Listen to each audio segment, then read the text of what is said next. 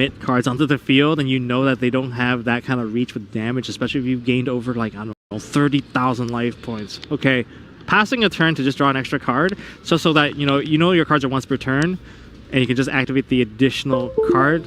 It makes a huge difference to play with a 7-card hand sometimes. Yeah, a little bit, but Pak is not going to slow down at all. He's going to keep giving life points over to George. Again, remember, if he didn't special summon at all this turn, it actually does half the life points of the player using that card, but I don't think that's the way we're going. We're going to special summon as much as it takes. Yeah, I don't think Pak opened with a card that would essentially just pass the turn back over. None of those, lockout floodgate-esque cards. I mean, if I got hit by a Spooky Dogwood, I would probably just go for that and just pass turn, just try to get the turn back, make the reach really short, just summon to go to battle phase attack for game. I'm big on that too, whether it's that's a judgment call you're going to have to make if you have those cards. But right now we're going to IP Mask Arena, and we're going to attempt to summon out Snake Eyes Diabell Star. We're going to put the Poplar back into the Spell and Trap Zone. And from there, that's like 2,800 life points added. It's a big chunk. That's the issue. Ordinarily, if you were leaving the monsters on the field, you might get to bite back, but yeah, you're right. It's a relatively scaled down field. I still think the Divine Temple of the Snake Eye will do a lot, obviously, once we see a special summon. Ooh, now we get the activation of Nightmare Throne. Field spell for a field spell. I mean, I'm not sure if it really benefited George too much here, slowing Pak down. Maybe he wanted Pak to have a huge field so he can take control of his cards. But in this case, it did minimize the game state a little bit when it comes to what's interactive here. We have Snake Eyes Diabell Star that you don't want to attack into, and then there's also the IP Mask Arena. We still have the Divine Temple that can push up, Snake Eyes, Ash, or Poplar. There are options. There's 2 set cards as well that could come into play. Now we get to get to the Lori. A normal summit Lurie, by the way. You haven't seen that every day. And we're going to see the activation of IP Mask Arena. That's going to be met with the Forbidden Drop. We're going to set a monster, so there's not going to be any interaction there. On and actually, good looking out on George. Discarding that Ubel Terror Incarnate is the perfect resource to leave in the graveyard, because later it is just food for Phantom Ubel. That's right. Yep. And here we go. Requiem into Fiend Smith Engraver, since that's the only monster that can come out.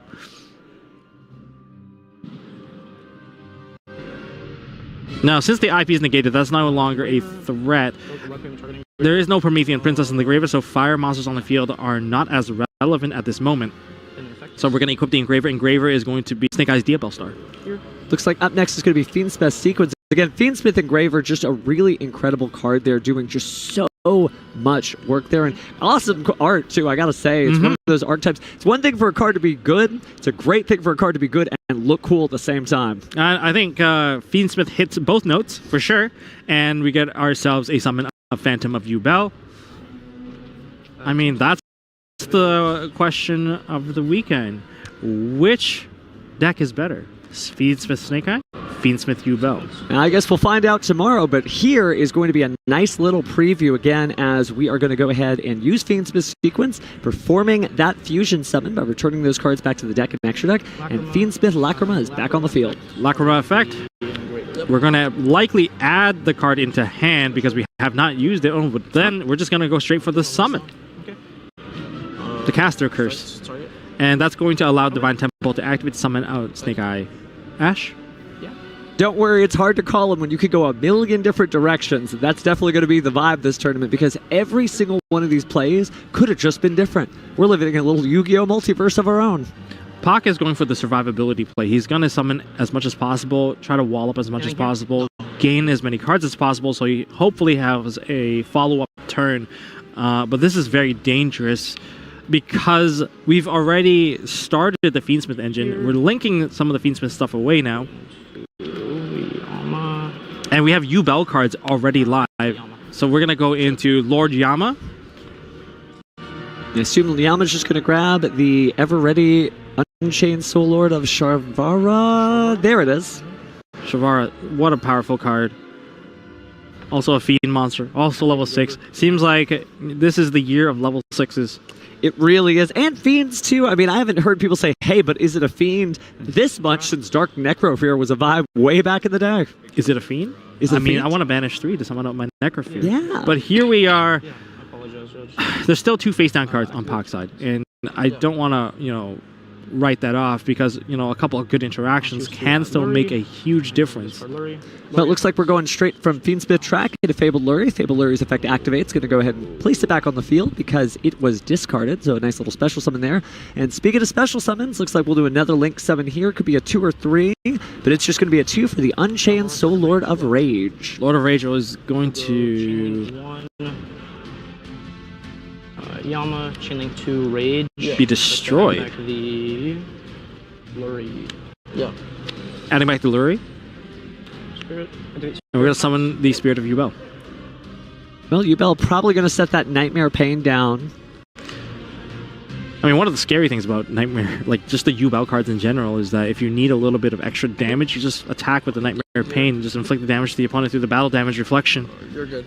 It is going to be scary. Life points are certainly a big issue here because even if Pakawat has an incredible turn, 13,000 is hard to do all at once. Yep. So again, take a look at Spirit of Ubel there. Just really put this deck into a whole new light starting this February.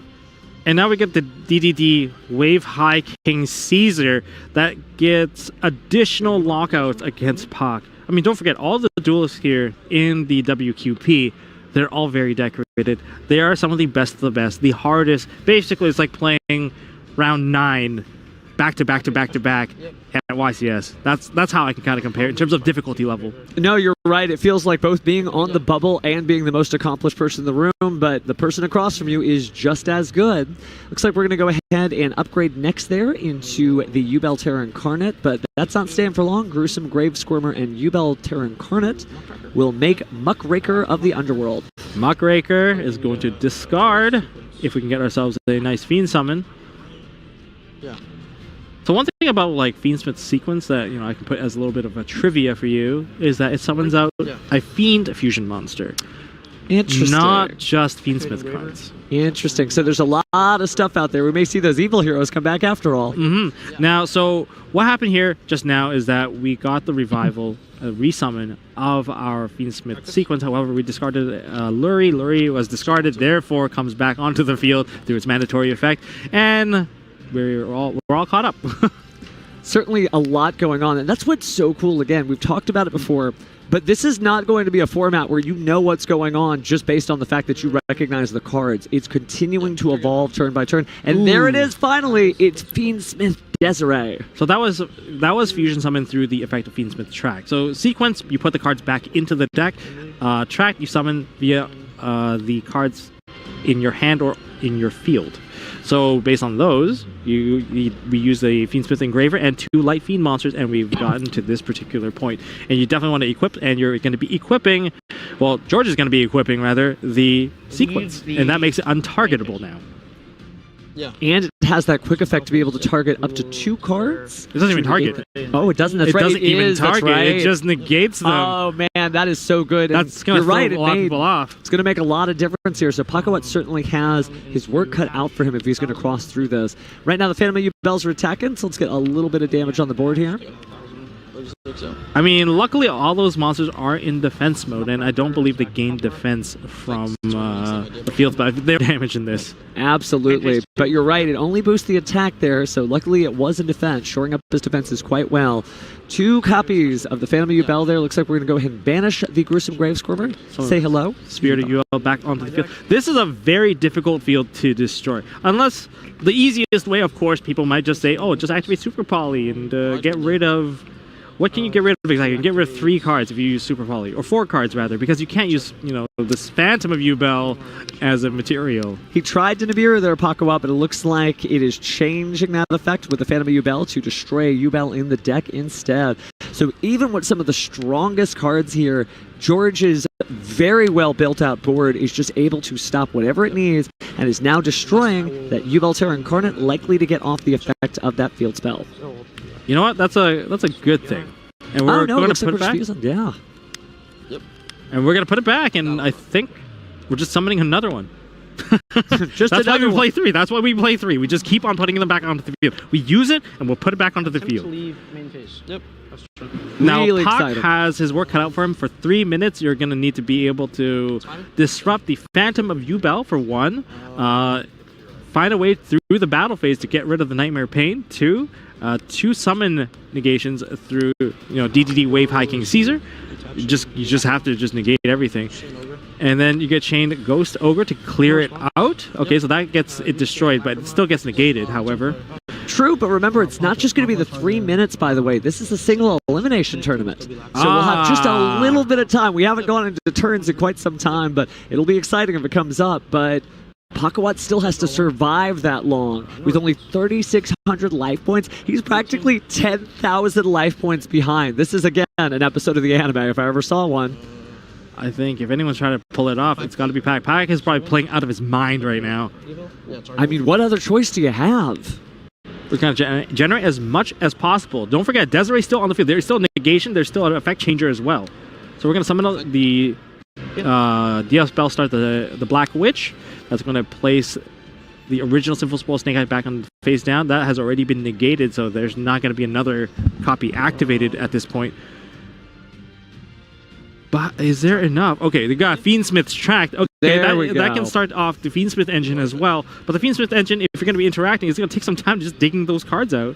There was a moment I wasn't sure there was a rest of this turn, but absolutely grabbing that Lurie, using it to turn into Fiend Smith Requiem, immediately pitching that Fiend Smith Requiem into the graveyard with its own effect to grab likely the Fiend Smith Engraver, the only target we've got right now. And that effect is going to be changed into destroying a Ubel monster.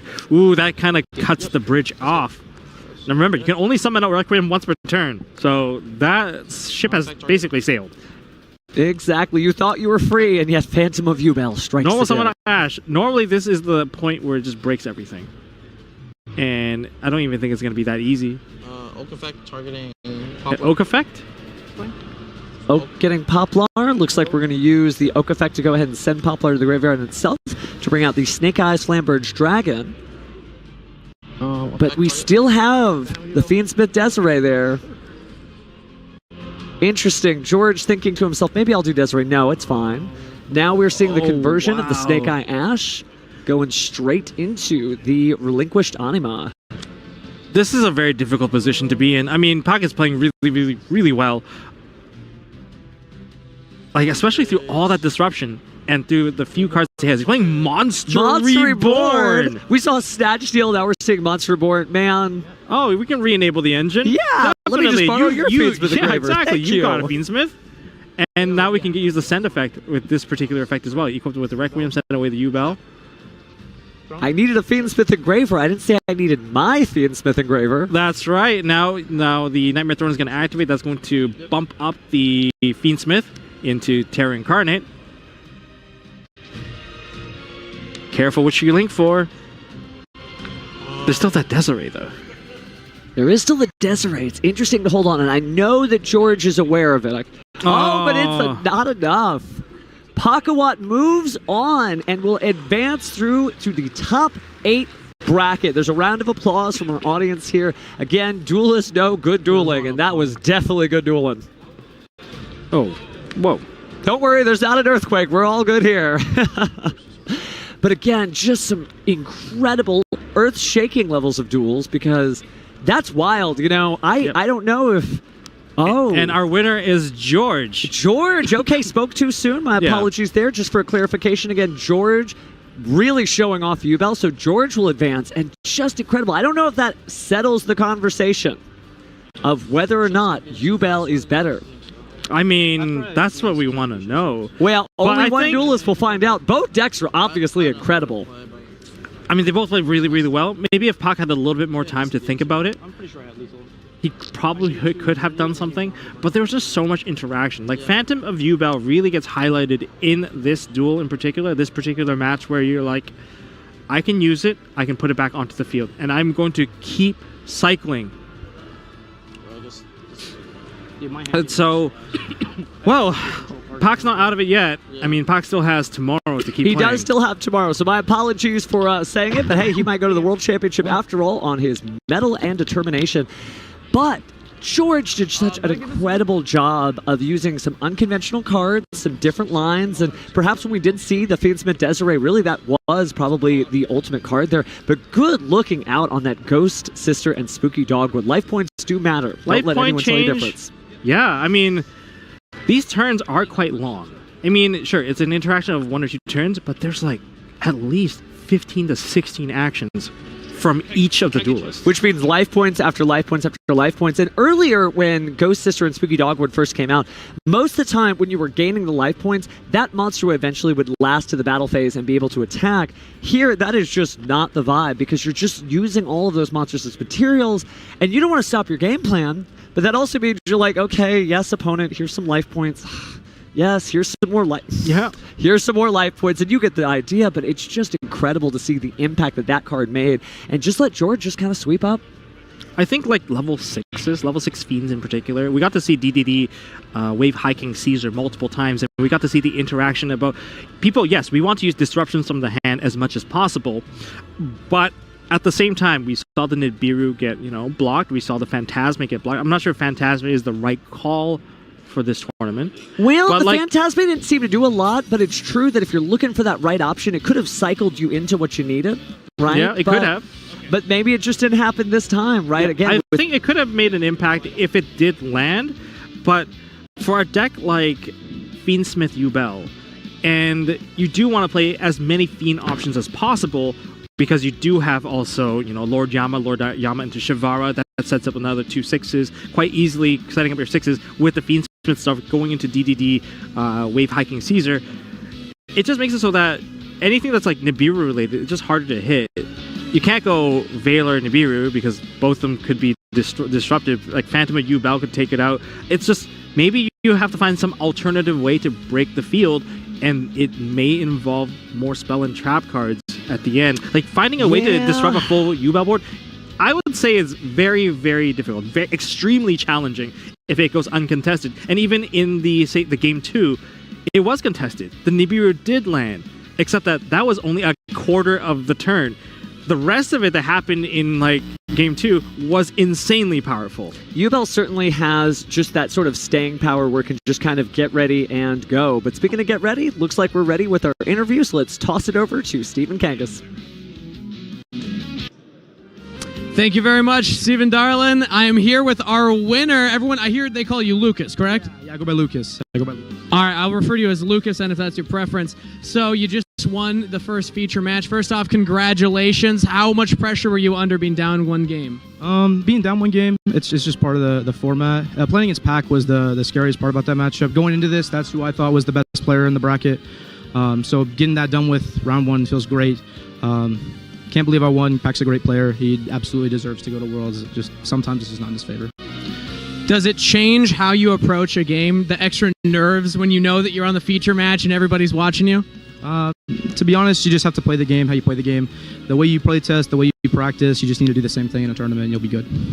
How much time do you feel you had to put into learning this deck with all the new cards that have come out in Infinite Forbidden? What was that preparation like for you? So we started prepping about 2 months ago. I think it really helped us if we just kind of assumed that the Boon God was in the set. That was something that we weren't really too sure about. So we were prepping with it for about 2 months or so. And then I came down even earlier. I came to Austin on Tuesday, just we'd have more time to play test with the cards in person, which I think really helped out. Absolutely. It's a new deck. What matchups are you most excited for here at the event and at this tournament? For playoffs, absolutely. I'm excited to play some Snake Eye. I think I built my deck to play Snake Eye. I think that's the most represented deck. So hopefully it does what it does. All right, perfect. Now, I got to ask for that final duel. I mean, you're able to get up to 13,000 life points. Talk me through the mentality that you were at once it got back to your turn. How comfortable were you? I felt pretty comfortable. I knew that I needed to do a lot of damage. As long as I have a lot of life points and I can set up a good board, it's really hard for him to do lethal damage to me. That way I can make sure I live again for another turn. And if I can do as much damage as I did on that turn, get another turn back because I have so many life points, I can definitely finish him off. All right, perfect. Well, thank you so much for coming on and chatting with us. Congratulations on picking up that win. And I believe that we're going to be throwing it back over to the casters, if not a break, to be right back after this. Well, hello again, friends. Again, just some really great dueling action there. And what great sportsmanship, by the way, from Lucas there. Just incredibly, that's the right message to hear from somebody that not only am I maybe going to Worlds, but the person I just played deserves to go to Worlds. I mean, respect to the player. I mean, I'm not afraid of the matchup. I'm afraid of the player. Absolutely. Well, there's nothing to fear here because let's talk about some other places you could travel for Yu-Gi-Oh! We do have San Diego Comic-Con coming up next week. And take a look at some of the really cool stuff that you could pick up at the Comic-Con booth. We've got the limited edition game mat where you can create your own token card, Duel the Master. You can also take some demos for the Yu-Gi-Oh! Trading card game, Master Duel, and Duel Links. And take a look at some of the cool stuff that you can either purchase or pick up. And some of it we've actually got here at the desk. So not only can you get that cool Time Wizard, you might be able to win those Crystal Millennium Ring trophy, or you can get that. Oh, it's amazing. If you see it in public, it is, or in person, it's so cool. But if you want to take a look at the mat, just so you can see it, if you want to swap on over here, it's just some really cool stuff. We also are going to be taking a look at a bracket update at some point too, so just some really neat stuff. But before we get to the bracket update, let me show you, if you guys want to see this, this is Dragon Master Magia, and of course Seto Kaiba and Yami Yugi there, and yes, you can also get the Time Wizard there. So if you happen to be watching us from San Diego right now, and you're going to San Diego Comic-Con next week, we might see you there, but more importantly, so might Time Wizard. But speaking of time, let's go ahead and switch over to our top 16 duelists with a bracket update. So looking at the first table, we have Steven, taking out Cody with a 2-1 victory. Logan taking out Shinping with a 2-1 victory, so that's going to be their next round. Christopher L. Took it from Cameron Neal with a 2-0, and Denny, lost to Jose with a 2-1. So it's going to be Christopher versus Jose in the top 8. Well, that's only the bracket update we have for now, but don't go away. We'll have incredible Yu-Gi-Oh! Gameplay soon, so we'll be in a break right after this. Are you ready to run it back? You can check out dozens of sweet new monster spells and traps, including cards you've only seen on TV or in the comics. But now they're real cards you can add to your deck. Teach your opponents a lesson they'll never forget. Battles of Legend, Terminal Revenge. 5 foil cards per pack, each pack sold separately.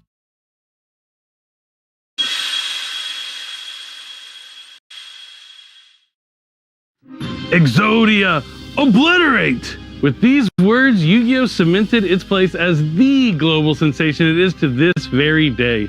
These 2 words can unite players across the world with countless shared memories, enjoying the Yu-Gi-Oh! Trading card game. Hey everyone, it's me, Billy Brake, and it's that time again as we get a closer look at our next core booster set for 2024 that features the iconic Exodia in a brand new strategy that is sure to help you create your very own Exodia moment. That's right, it's the Infinite Forbidden. This 100 new card set is full of a variety of strategies, both new and old. A new fusion monster, a new world premiere theme, and so much more. Let's get into it. Here is the Infinite Forbidden.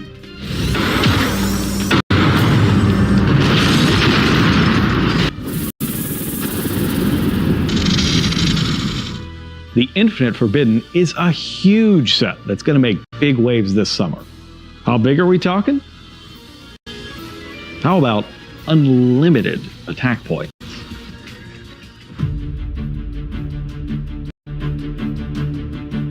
The new Millennium theme is similar to the Millennium World story arc from the original Yu-Gi-Oh! Anime. In this storyline, we learn more about how duels were conducted in ancient Egypt. Spiritual monsters were called forth from great stone tablets to do battle. Monsters from this theme can be placed on the field as continuous spell cards. Some of them can then be summoned by paying 2,000 life points, while others only manifest once a certain condition has been fulfilled. To make the most of this new theme, you'll need a little bit of Millennium magic of your own. Not only can you reveal the new Millennium Ankh card from your hand to skip paying life points to summon your monsters, you'll also need it to summon the unstoppable Exodia Incarnate. This mighty monster strikes be destroyed by card effects. It can negate a spell or trap card or effect every turn, and every turn it battles, it can permanently increase its attack points by an amount equal to your life points. And on top of that, it can give you another card to work with during the end phase of every turn. Just one catch, Exodia will claim 1,000 of your life points during each of your standby phases. If you check out your local Core Booster Premier event, you might win an ultra-rare Millennium Ankh card to help jumpstart your deck.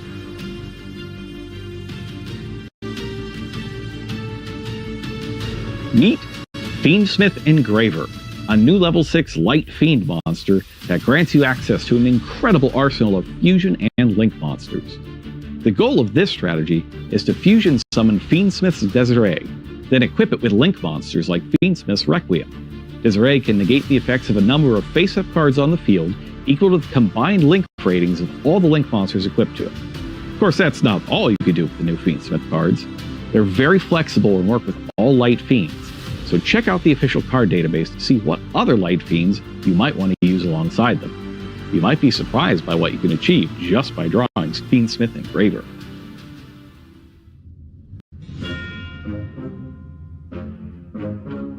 The Infinite Forbidden takes a break from the current events of the ongoing storyline to tell a tale of witches and woods. When it comes to fairy tales, the first rule of the woods is that you don't go into the woods. But if characters did that, then we wouldn't have any fairy tales. The new White Forest theme tells the story of two young girls who live in the mysterious White Forest. Perhaps you're familiar with them. The denizens of the White Forest wield incredible synchro power, but to make use of it, you'll need to sacrifice spell or trap cards from your hand or field. Don't worry though, they aren't gone forever. As long as you follow the rules of the woods, you can get your White Forest spell trap cards back right away. But if not, well, anything can happen.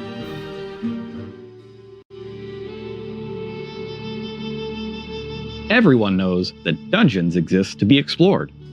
When faced with a sufficiently dangerous dungeon, adventurers can't help but put down roots nearby and challenge it day in and day out. Dungeons are a prime source of treasure and riches, after all.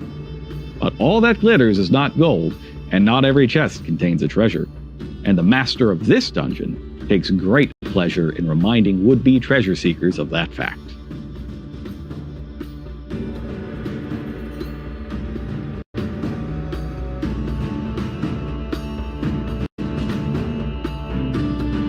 The Infinite Forbidden is packed from top to bottom with cool cards. In addition to everything we've talked about so far, you can also find a new fusion monster based on Light and Darkness Dragon, horrifying new gimmick puppets, a rabbit that can pull a magician out of its hat, adorable sea life, new cards for all three strategies introduced in Valiant Smashers, and more. The Infinite Forbidden is poised to have a huge impact on your duels this summer, starting at the North American World Championship qualifier that begins just a couple days after the official tournament store release of the set. Make sure to watch all of the content creator videos this week, and don't forget to come back to the official Yu-Gi-Oh! TCG channel later on for your first look at the new Mimighoul theme. The Infinite Forbidden arrives soon. If you want to get your hands on it early, be sure to visit your local OTS during our premiere weekend on July 13th and 14th. As always, your favorite content creators keep exploring the strategies and themes in the Infinite Forbidden as the week rolls on, capping off with content creator pack openings that are sure to be full of surprises. Secret rares, ultra rares, super rares, and of course, the latest quarter century secret rares will all be up for grabs. Thanks again for joining us for this in-depth look into the Infinite Forbidden. It's always a pleasure. I'm Billy Brake. Thank you for watching, and don't forget, it's time to duel.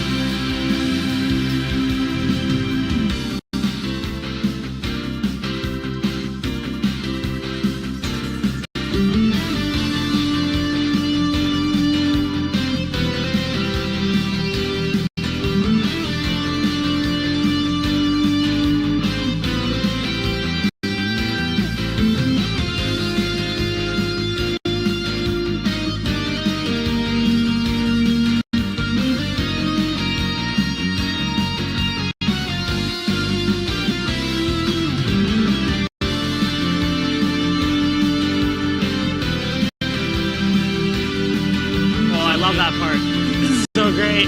All right, we are back here for the top 8. We just finished our first round of the World's Qualifying Point Playoff, and man, we started off with a bang. Yeah, absolutely. It was really great to see how Lukasako was able to just hold down with his Ubel strategy. Interesting to see the Dogwood come down so early, but it was something that we saw in Unchained back when that deck was popular. It didn't matter how much time was left. It was more so about your opponent was not able to make enough of a field, and your deck is so strong at breaking the board that it was able to capitalize on that, and that's exactly what happened. So it was really exciting to see strategies like that really show through. Yeah, really, it's tough going into Game 3, going second. You're playing the Fiend Smith Ubel deck, notoriously known for having a really good chance at going first. Struggles maybe a little bit going second, so you kind of have to make up for that with like the cards you select into it. But, found a way. So let's go ahead and look at our top 8 bracket we have so far. It looks like Cody and Steven dueled each other in the first matchup. Steven Santoli moving on to another round win away from going to the World Championship. He qualified for it here last year. Is he going to make it back again?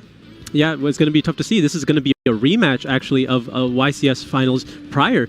But in the next bracket, we see Chris was able to defeat Cameron. That's always going to be an upset match. And then Jose was able to defeat Denny.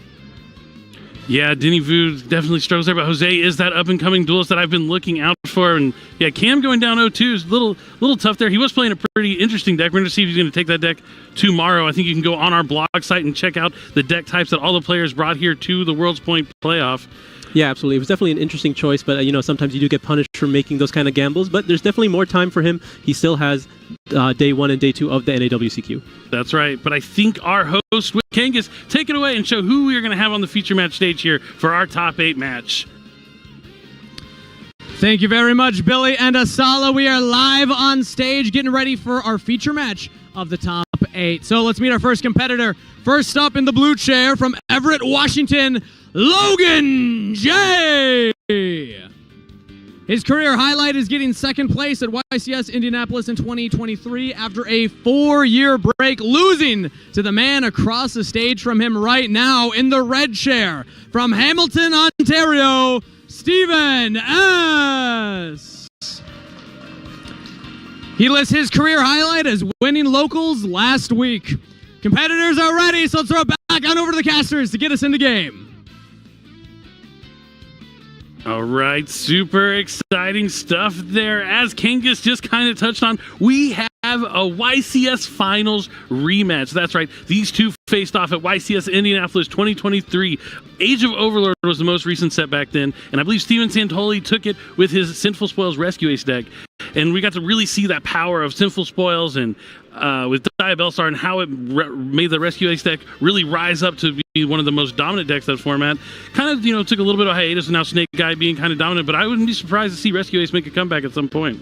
Yeah, it's definitely been doing well overseas, but I think a lot of the reason why Snake Eye has been so dominant is because of the sheer power in the Flamebridge Dragon and being, unrestricted as to what it's able to do. And I think it's interesting because it's been so dominant so far. I don't think either of these duelists actually chose to play it today.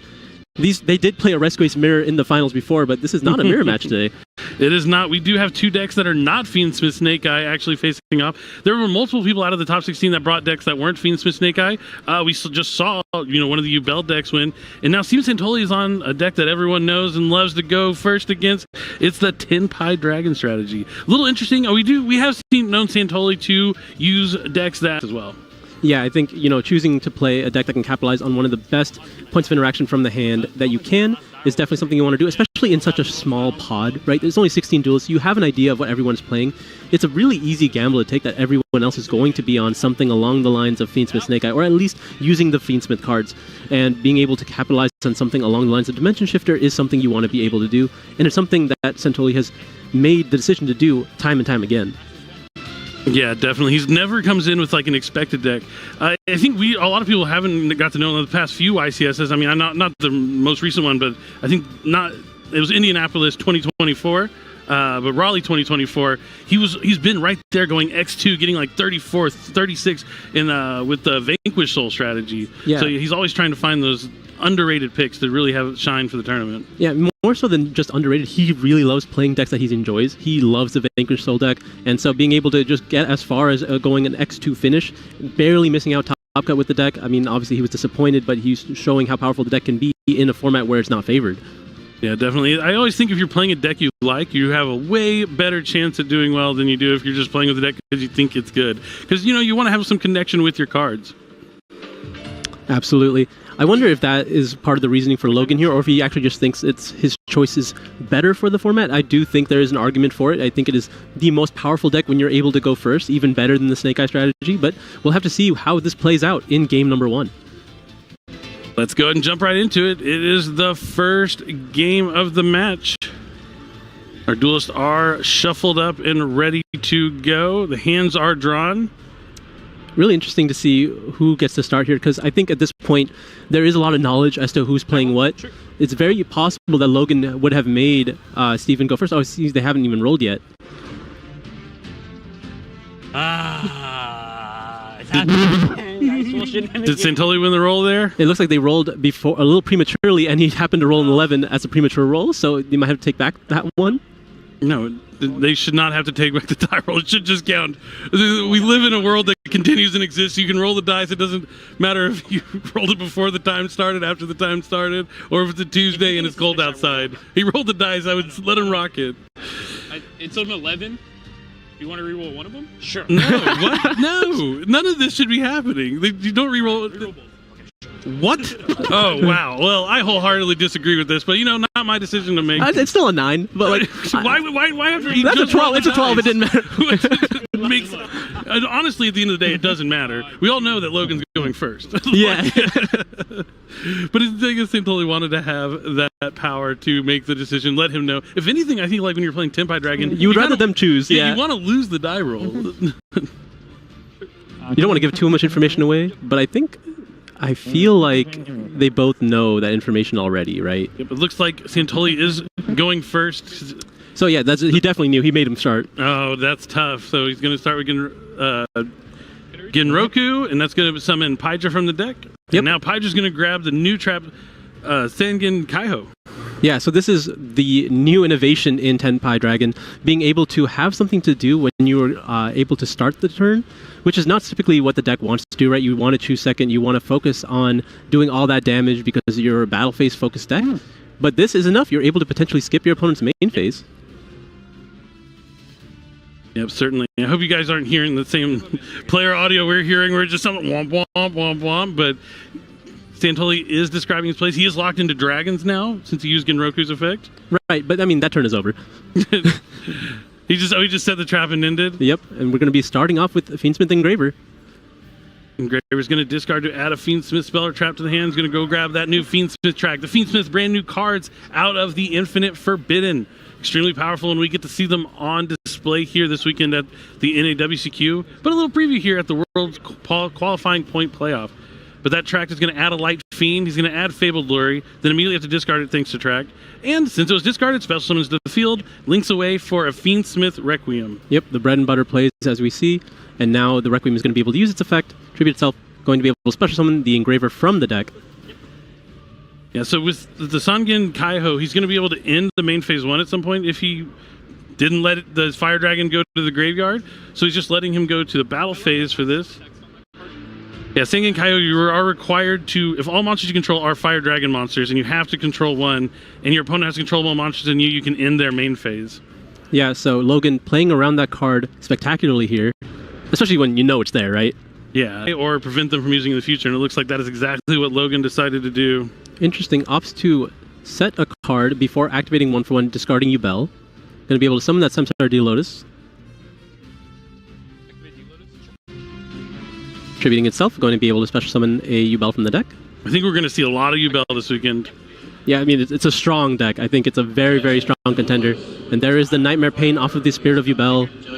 Yep, when Spirit Ubel is summoned, it gets to add a spell or trap that mentions Ubel. Nightmare Pain is what he added. Shuffles back the 2 monsters from his graveyard to fusion summon out Phantom Ubel. That brand new fusion out of Battle's Legend, Terminal Revenge, was been one of the big reasons why Ubel has been considered as an option. Alongside the new Fiend Smith cards, there's a lot going for this deck. Yeah, I think this is absolutely one of the matchups that Santoli wants to dodge in this tournament. Ubel especially, For a battle phase focused deck, you don't want to have to attack a Ubel. Definitely not. Nightmare Pain forces you to do that. And he's also going to use Nightmare Pain's effect to destroy the Spirit of Ubel to add the Grave Squirmer, and then the Spirit of Ubel, when it's destroyed, will special summon a Ubel from the deck. Special. And now he can special summon Grave Squirmer from the hand, destroying Ubel. Ubel is going to be able to trigger again, be able to summon that Terror Incarnate. He doesn't have Nightmare Throne, which is a little worrisome, but he's still able to get to a lot on the field. It's going to be down like at least one monster on the field, but he looks like he'll still be able to do a pretty significant combo. He's able to get to Unchained Soul of Yama, which is really where you need to go as a Ubel player. Yeah, it's a lot of potential bodies on the field at that point. You know, you're going to be able to get the Yama. Oh, it looks like we're going straight into sequence, actually. Okay. Fiend Smith sequence lets you fusion summon by shuffling back materials from your graveyard. It's going to be putting back the Lurie and the Requiem. Going to summon that brand new fusion, Fiend Smith Lacrima. And Lacrima on summon can add back or special summon a level 6 Fiend. I imagine you're going to just special summon straight because you already have used the effect in the hand. Yep. Now, this isn't enough damage on the field, despite how many bodies there are.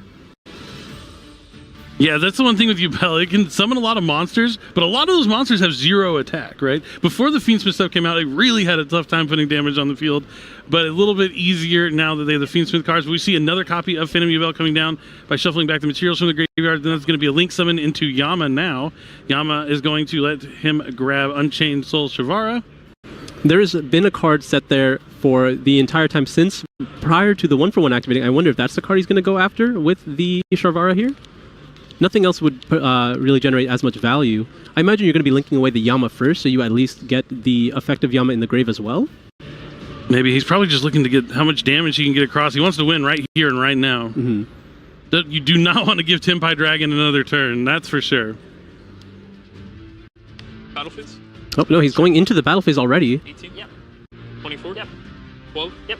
1,000? Yep. 3,000? Okay, that was a barrage of damage, but I don't think it's quite 8,000. 74. Yep. Okay, 600 life points left. All that required is now linking away the Lacrima, and then, Steven Santoli sees it. Yep, short of a little bit of damage, but as you were saying, the Fiend Smith Lacrima, if it's sent to the graveyard, you can shuffle back a light Fiend and inflict 1,200 points of damage. So just enough there to finish off Santoli.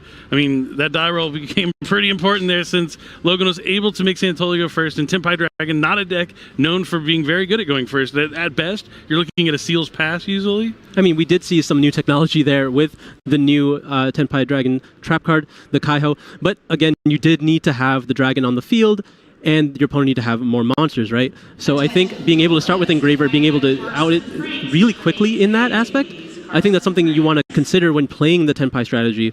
I don't know if you're able to really capitalize on something like that, if that's something that's so commonly going to be happening from your opponent. Yeah, it's tough. I mean, I do like that they have that option now to where, like, skipping the main, you skip their main phase, they have to go to the battle phase a little early, which means you are going to buy yourself another turn. I mean, obviously it has some applications where if you have the Synchro on the field, the big one, where is it? Sengenpai Transcendent Dragion. Don't want to mix it up with Biden Dragion, but you're able to skip their main phase, nothing during the battle phase, and you can really put the pressure on them as well. Yeah, if you also just have copies of the quick play spell, you're able to capitalize on them being forced into the battle phase, generate some more value, and then you know you're getting another turn, so you're setting yourself up for next turn. There's definitely a lot that you can do when you're able to resolve that card effectively, but again, you have to be able to resolve it effectively. Definitely. Losing game 1 is tough now because you know that you're going to be able to go... You lose game 1 and having to choose to go second after you know they're going to be siding in those cards against this matchup, it's real tough. For me, one of the things I like the most against Tenpai Dragon, it's mainly for Fiend Smith Snake Eye, but if you play Snake Eye Ash and you side maybe Snake Eye Dramatic Chase and Betrayal, the trap card, you can just go Snake Eye Ash, get Poplar special summon, Poplar add Dramatic Chase, overlay into a simple Nightingale, Dramatic Chase place Diabell Star, in phase, Dramatic Chase push forward the Diabell Star, her effect sets Betrayal, then you can use the simple Nightingale on their turn. If they have Droplet or something, you can negate it with Betrayal unless they discard a trap card, which is unlikely to happen, and then they can't do anything damage to you, so you're in there.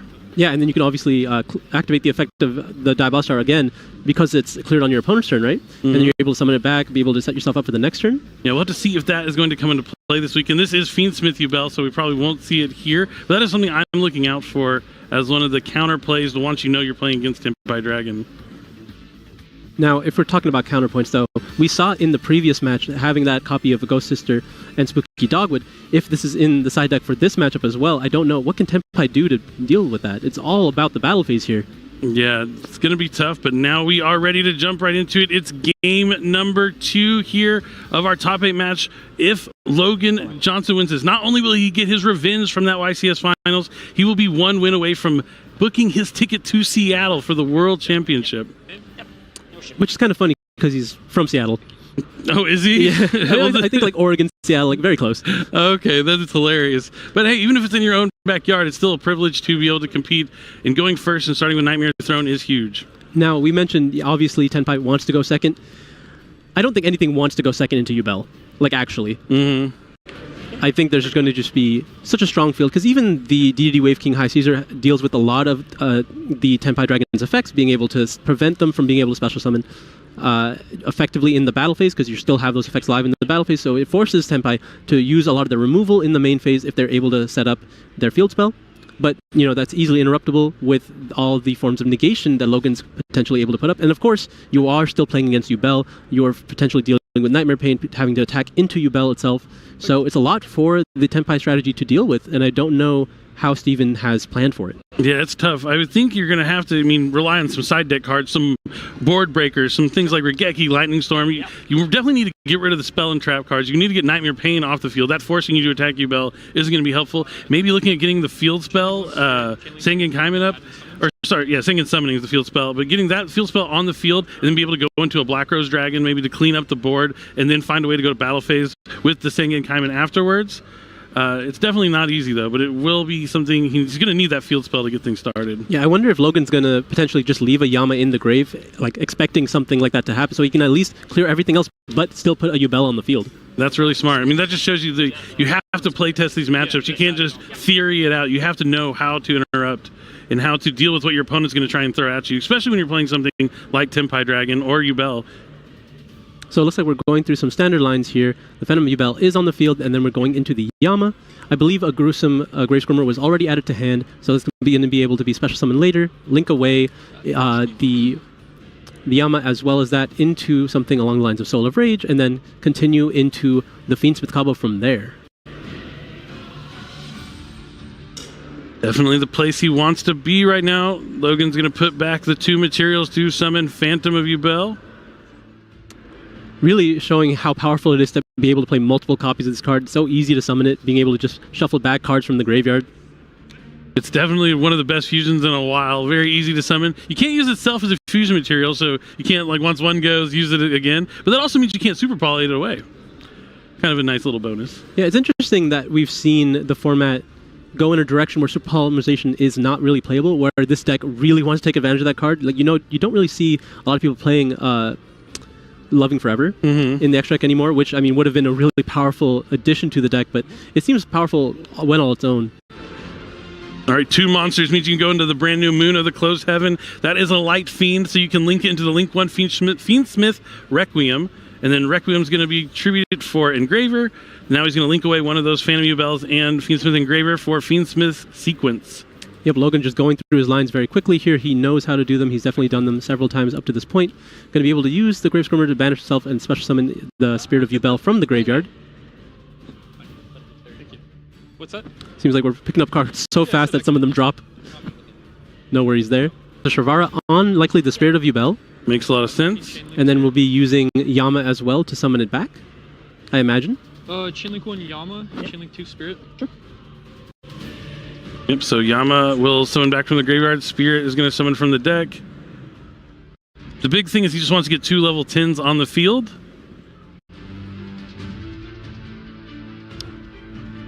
Because there is that rank 10 Raidress that is the bringer of the end times. Is just a fantastic card. Effective sequence. Yep, we're going to use Sequence now. Going to be able to put back, I imagine, 3 here to summon Desiree. Oh no, we're going still into Lacrima to add the Engraver to the hand.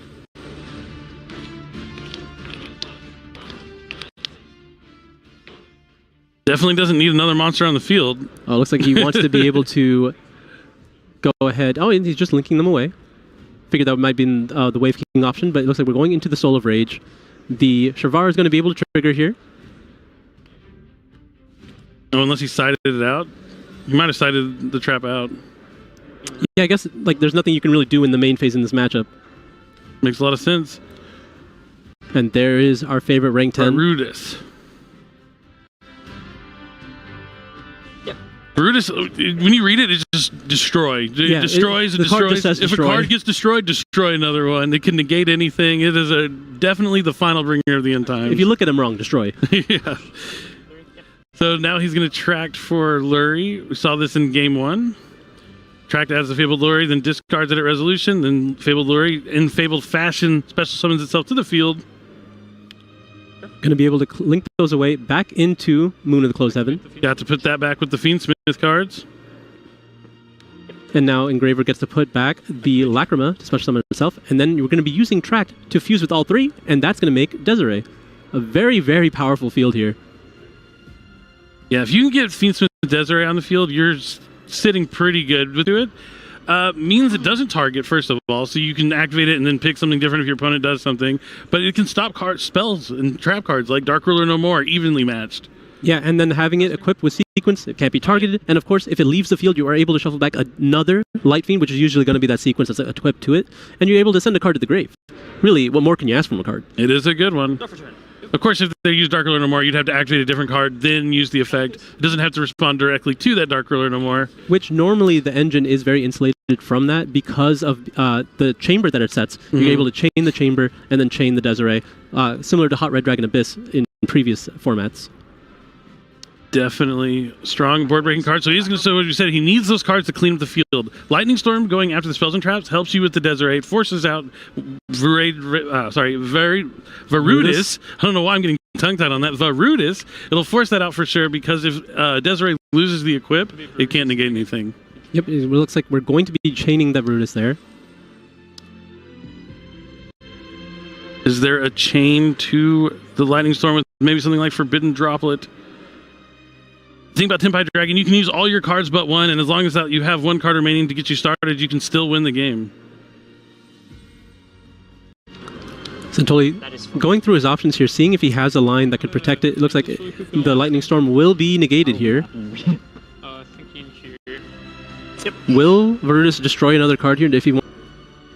I think the one place, I don't know if you can destroy from his hand. What would you destroy? You'd have to destroy... I don't know what else he wants to destroy here. Maybe he wants to destroy his set and like he drew the chamber and he just wants to be able to trigger it now. I don't know why he would.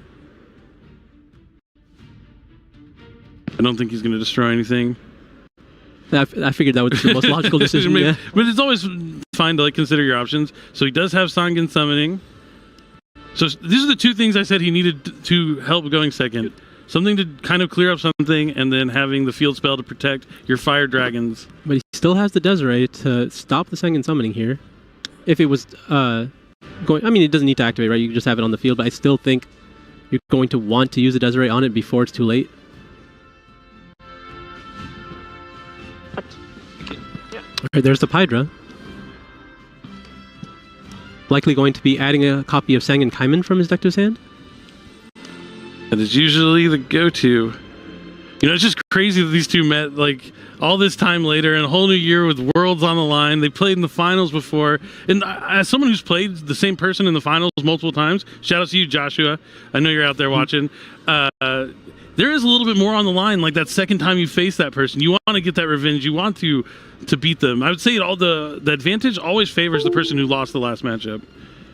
Just because they're out for it a little bit more. Yeah, they want it just a little bit more. It's more personal to them. Yep. At least Santoli has locals next week to worry about. Apparently, locals are all Santoli worries about. He's playing at the biggest stages across the world, but he's happy with his local win last week at his. I mean, this is a 16-person tournament. It's basically a really important local. A really hard one, yeah. And if you really think about it, the World Championship is the biggest local you'll ever play. Definitely is. So now it looks like he is moving to use the field spell effect to add. We're not stopping it with the Desiree here. Chandra is able to special summon himself from the hand, Needs to if he so chooses. discard with Sinkin summoning.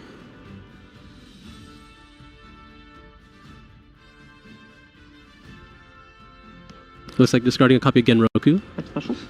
And then, yeah, they're going to be able to special summon the Chandra, and we're going to be attempting to negate with the Spirit of Ubel, or not negate, but change its effect. Yep, the Sangen summoning only protects the fire dragons you control, I believe, so being able to negate that in the hand is where you want to be. I'm just going to be destroying a copy of Terra Incarnate from the deck.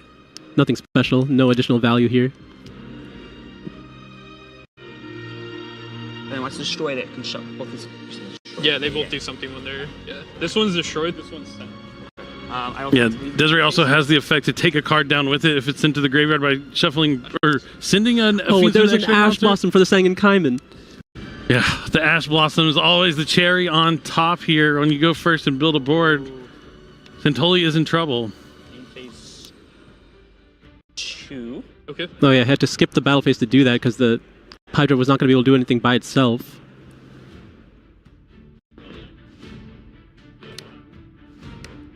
Well, giving Ubel another turn, that's definitely not what you want to see.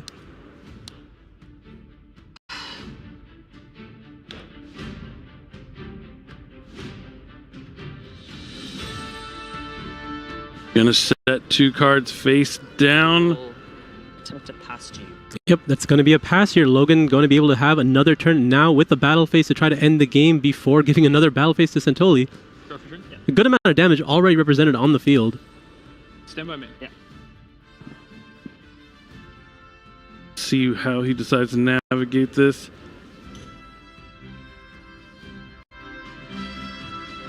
So you do have to keep in mind that he knows that Santoli plays the Sangen Kaiho, which meets the requirements already, even though he has 2 cards that can negate it face up on the field. Do you think he keeps it in his deck if he is choosing to go second post side? I think so. Maybe it's like something goes wrong, just to have that option. Yeah, I did think I saw it in his hand, but I wanted to make sure if that was the same card.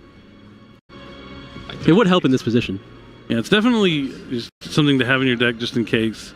It's always a backup plan. So he's going to shuffle back a Light Fiend from the graveyard to special summon back Fiend Smith and graveyard from the graveyard to the field.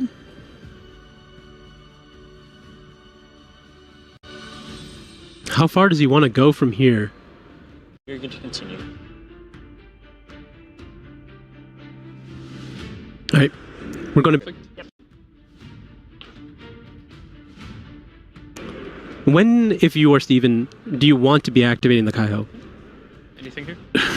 Before they have enough damage on the board to kill you in the battle phase, probably. Like, it's tough. I don't think there's going to be an opportune moment to really use it here. I mean, it would be now before he uses the engraver effect to send like he did in game number 1. I mean, you can at least chain to it, right? I mean, he didn't in game number 1. Well, he couldn't because it was tied on the field, but now he has way more. Because it was... It was 1-1. It was engraver to... Oh, it was just engraver on the field. Yeah. Okay, that's right. He didn't have the second monster. I suppose it doesn't matter. There's still a Desiree on the field as well. Yeah, that's what I'm saying. It's tough. Yeah. He does have the Sangen Kaiho. Going to be able to use its effect in response to Desiree can negate the Sangen summoning as well as the Kaiho because it's a link 2 equipped to it. Back to negate. Nope, he's Oh, just we're going to use the go Virudis. Virudis. Put the Ubel back in the graveyard here, giving him the option to make the third Phantom of Ubel. Given I think there were plenty in there already, but All right, Santoli thinking if he has a response. I do think he has Forbidden Droplet set, so he could stop this Virudis right here. but at what cost? I mean, it's definitely a slight misstep here for Logan not putting his monsters into attack mode before doing all of this, just in case the trap does resolve.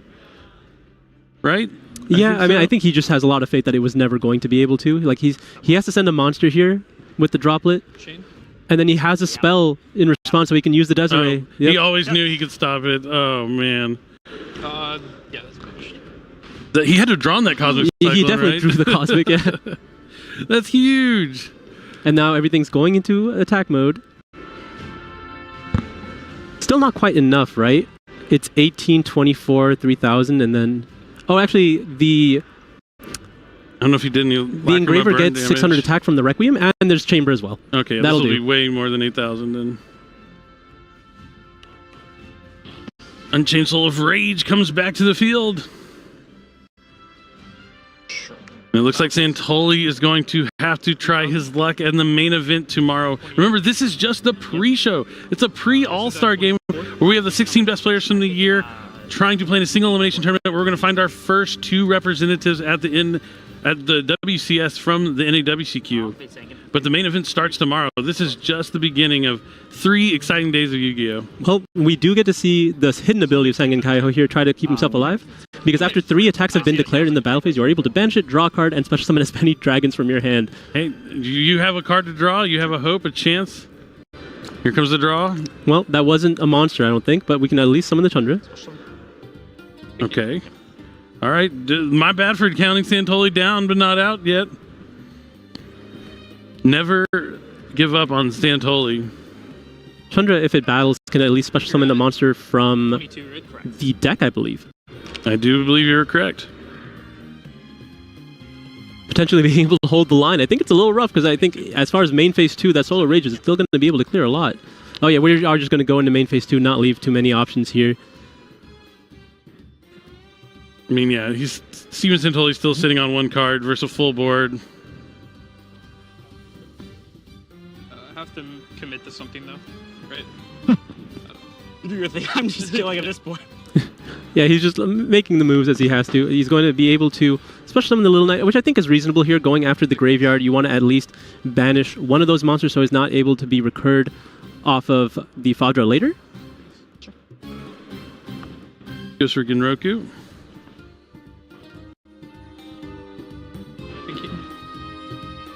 Still has the Desiree, no longer has to deal with the Virtus, but potentially a second one coming down. I doubt it. I really doubt that there's a second one, but now there's also a Little Knight to deal with. For what it's worth, Steven has pushed through a lot of it, technically. I mean, working with what he had, he's found a way to survive a little longer than we probably thought he would, but definitely in a tough position still. Yeah, Nightmare Pain is going to be able to add, it looks like Spirit of Ubel, as well as destroying the Soul of Rage, which will then be able to add a card back. I wonder... Rage effect. Okay, I was about for a second I thought Virtus was a Fiend. No, he's a dragon. So you can add him back. But has some options here. Looking at the Lotus, maybe Shavara. He's going to grab Samsara D Lotus. I don't believe he's normal summoned. So that is a useful effect to be able to put on the field. Yeah, he just used tracked. Sure.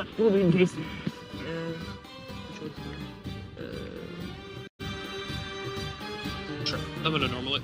Sure. Yeah. Yep, he's going to be able to summon it. Oh, he looks like he's just going to be using the effect here.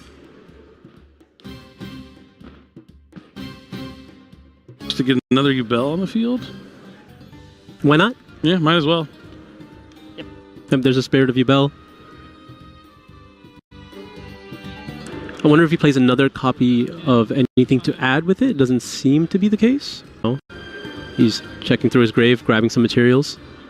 I love that Ubel is a good deck now. It's so cool to see a strategy that a lot of people liked for a long time, had huge implications in Yu-Gi-Oh! GX and the Enemy series, but now it is truly a top contender of the format.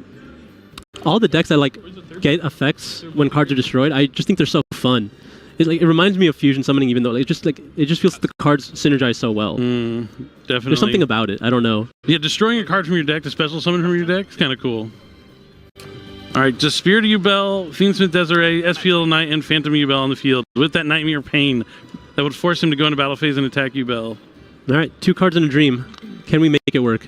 One of them's Duster, so that's what he's going to start with. That is part of a dream, but I mean, there's a lot of things that say no to that dream.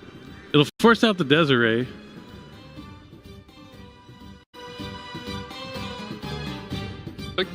Yep, I'm going to be able to just use the Desiree there. Sure. Sorry, do you have a response? Okay, sure. And when there's only 1 card left, you're not really worried about, right? If there is a response to it, it wouldn't change it. You wouldn't have anything left to do. No, it's just a forbidden droplet, and Logan Johnson gets his revenge, wins this time when Worlds is on the line. It's incredible. You know, this is one of those upset matchups, right? When you're choosing to play Tenpai in a tournament like this, you are choosing to focus down on the Fiend Smith Snake Eye matchup, and I think you just want to dodge every Ubel you possibly can, and this is just really unfortunate that you queue into it in the top 8 of the playoff here. Yeah, definitely, especially playing in the World qualifying point playoff, you're probably expecting most people, and you would be correct, we're playing Fiend Smith Snake Eye, but yeah, running into that Ubel before you make it to the top 4 match, tough.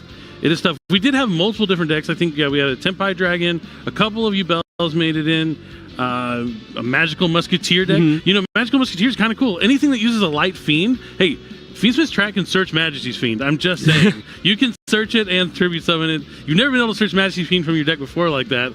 There's a lot of cool stuff you can do with the Fiendsmith cards in a bunch of different strategies. But Logan Johnson coming in second place, and now he could, if he gets second place in this, that's good enough to go to Worlds. That's perfectly fine, yeah. And he could be moving on to the World Championship. Absolutely. He's definitely excited to have really had all of his effort shine through in this point, right? Because it has been a long season. He's been grinding through the regionals. He's, again, made it to second place out of YCS, but it's not just the one event. He's been doing it the entire year, and the effort's really shown, even against a player as decorated as Steven Santoli. Yeah, I mean, I think if he wanted to beat someone along the way, Santoli was probably at the top of that list. I mean, now they are 1-1. Maybe, you know, Steven still makes it to that World Championship through the NAWCQ that starts tomorrow, and then they face off again for the 3rd time on the world stage. That would be pretty crazy. But I mean, when you're at Worlds, you want to play against people from, like, you know, all the other various parts of the planet, but sometimes you end up facing off some of your hometown friends also representing. But we'll have to see if Santoli's going to be able to recover and make it back from the NAWCQ, or if Logan's going to be able to win his next game and go to the World Championship. I'd love to see Ubel at the World Championship. Oh, absolutely. I think Ubel has been one of my favorite decks going into this format. It was one of my favorite decks as a kid, right? I think Ubel is just so iconic for like GX and that era of Yu-Gi-Oh! It's just so cool. It did something unique, right? It was a type of strategy that had not really been in the game. Like, I want you to attack me, attack my monster, like, and because it was such a big monster with 0 attack, it was just different, right? Something about it just piqued my interest way back then, and seeing it do so much now, it's been really cool. Yeah, I mean, we've come a long way from Attack My Mystic Tomato to Summon Ubel from my deck with stuff like Nightmare Throne and all sorts of things. And the Phantom Ubel, you know, is being a fantastic addition, and the Infinite Forbidden just coming out with the Fiend Smith cards, really taking it to that next level. I just can't wait to see how it's going to play out. Absolutely. It's going to be, you know, we can't count out any of the other decks at this point yet, right? Tenpai was an interesting choice. It wasn't, I think it was a good gamble. I think in a small tournament like this, you expect to play a lot of one type of deck, and it just didn't happen to work out. And I think Magical Musket was also a very similar strategy that you could do for something like this. It just didn't work out for them, but I think it was easily a strong choice, and it might still make it on the other half of the bracket. That's right, but I think Kangas is standing by with our winner interview, so we're going to toss to them. Kangas, take it away and interview our winner. Thank you very much, Billy and Asala. I am live here with Logan J. Congratulations, Logan, on the Revenge Tour. Thank you so much. I gotta ask, does it mean a little more knowing that you got that revenge for that second place finish at Indianapolis 2023? It does mean more. I am friends with Santoli now, so it's cool playing a friend, but also sucks playing a friend, but it is what it is. How did you feel about that second place finish being your top career moment, but him saying that it was locals last week? I believe him. The area that he's from, his locals, is very competitive. All right, noted. Talk to me about what it was like dueling in the feature match. How does that affect your nerves and your play on stage? Definitely some nerves. The nerves kind of come in when it feels like you're about to lose or about to win. And in that game, I thought I was about to win. I detached the wrong material off Farudris. And then after that, I tried to summon. I was gonna try to make a Phantom, and I couldn't make a Phantom, but it ended up working out. So, luckily for me, things worked out how they did. I mean, the moments in the game aside, also strategy going into this match. Talk to me about the decisions you made before the games even started. So I had a good idea of what deck he was playing, and I figured if he's Tenpai, I want to send him first. I think I have a good matchup against Tenpai regardless, but if I send him first, I feel like I had a really strong matchup. He did play the trap card. He set up the trap, and I was able to play around it with activating the Fiend Smith and sending his guy to the graveyard. So I feel like I played game one very solid, other than game one I played very solid. Game two, I just needed to detach Ubel to get my loop going again. Fair enough. Now you're making it into top 4, which means a very big match ahead of you. How are nerves feeling knowing that you got one more before you can qualify for the WCS? Right now, nerves are okay. We'll see how I feel when I'm actually playing, but right now it's okay. All right, well, I'm sure a lot of people are rooting for you. Final question, though, before you leave. What's up with the crab hands? You've done that multiple times on camera now. What's going on? Okay, so the crab hands are something my buddy Tristan did. We have a funny video of him like doing the under the sea dance from like Little Mermaid. So YCS Indy, we started doing it, and it worked well at Indy. So I'm hoping it works well here. All right. Good luck, crab hands, everybody. Thank you so much, Logan, for coming on and chatting with us. And we'll throw it back over to Billy. All right, thanks, Kangas. Good to hear from our winner of that round, Logan Johnson. Seems pretty cool and calm. It's great to hear that him and Santoli became friends. I mean, I know a lot of my friends I met from the dueling field. You play them in a tournament, and you're like, oh, okay, you're pretty good at this game. Maybe we can like talk and get a little bit better. It's always nice when you make friends with the people who otherwise would be your opponents most of the time. Yeah, a lot of the best friendships in this game come from deep rivalries, right? Yep, definitely. Rivalries inspire and build that fire inside. But we have something really cool we want to talk to you about. This is going to be the first time we're ever sharing this information, and that is going to be the Yu-Gi-Oh! World Championship 2024 OTS celebration event. It's going on the weekend of the World Championship, September 7th and 8th. The OTS stores can support the World Championship competitors, purchase commemorative sleeves and game mat, and win exclusive prize cards. That's right. If you go to your OTS, if you're at the local this weekend, you want to go up there and be like, hey, how do we get this event? I want to come here. I want to watch Worlds. I want to have a chance to win a quarter-century Secret Rare Doom Caliber Knight or a quarter-century Secret Rare Swords of Revealing Light. I know you can use that Swords of Revealing Light in your Mimigul deck that you just picked up from the Infinite Forbidden, but Doom Caliber Knight, one of the most iconic cards of all time, a previous Shonen Jump prize card. This will be the only way you can get these cards in that beautiful quarter-century Secret Rare. And also these sleeves commemorating an older World Championship, the back in Las Vegas with Grandopolis. And you see how awesome those sleeves are. They're actually sideways sleeves, and the pack comes with 100. And you'll only be able to get these at the Yu-Gi-Oh! World Championship 2024 OTS celebration event. So make sure you go to your OTS and tell them to sign up for this so we can have that watch party, and we'll have some live looking, some cool stuff so everyone around North America and the world will be able to join in on the World Championship weekend.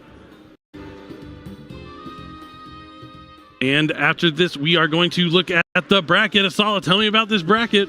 So it looks like we did see Logan take it down against Steven, and then we saw Jose manage to beat Chris on the other side there. So definitely a lot of upsets. Both of those sides, a lot of really good friendships there, as we now have to see. Jose and Chris have been testing forever. So seeing that Jose was able to defeat Chris, one of them had to go forward, and Jose's been grinding for a while, so it's going to be really exciting to see if he makes it to the World Championship. Yeah, Logan versus Jose. One of these players will go to Worlds. It is guaranteed one of them will. And when I talked about Jose, he's an up-and-coming duelist. He's been around the block for a while now, but he is doing better and better every event he plays. I had my eye on him at the beginning of this tournament, and now he is one win away from going to Worlds. Yep, on the other side, it looks like we're still waiting for quite a few of these matchups. They're taking their time here. Dennis versus George, only one game away. A solid 1-1 matchup. It's just one game before one of those matches is decided. And it looks like we have no information on Bruce versus Ruben. Yeah, it looks like that match might still be in game number 1, potentially. Sometimes the games can last a long time. This match went pretty quickly, but it was an exciting one. Either way, our next matchup we're going to have is going to be the first semifinal, and the winner of the next match is going to the World Championship. Yep. And then we're going to do the next semifinal after that. We're not going to miss either of the qualifying matches, so you'll be able to know who is going to represent North America, the first 2 players at the World Championship in Seattle. Watch out for the Watch a Party event so you can support those players that do qualify for North America. Definitely talk to your OTS and figure out how they can become part of that OTS celebration event. You really don't want to miss that, and you don't want to miss the next match we have coming up, so stick around. We have more dueling action, and we're going to find out who is going to represent North America at the World Championship. We'll be back shortly for our first semifinal match.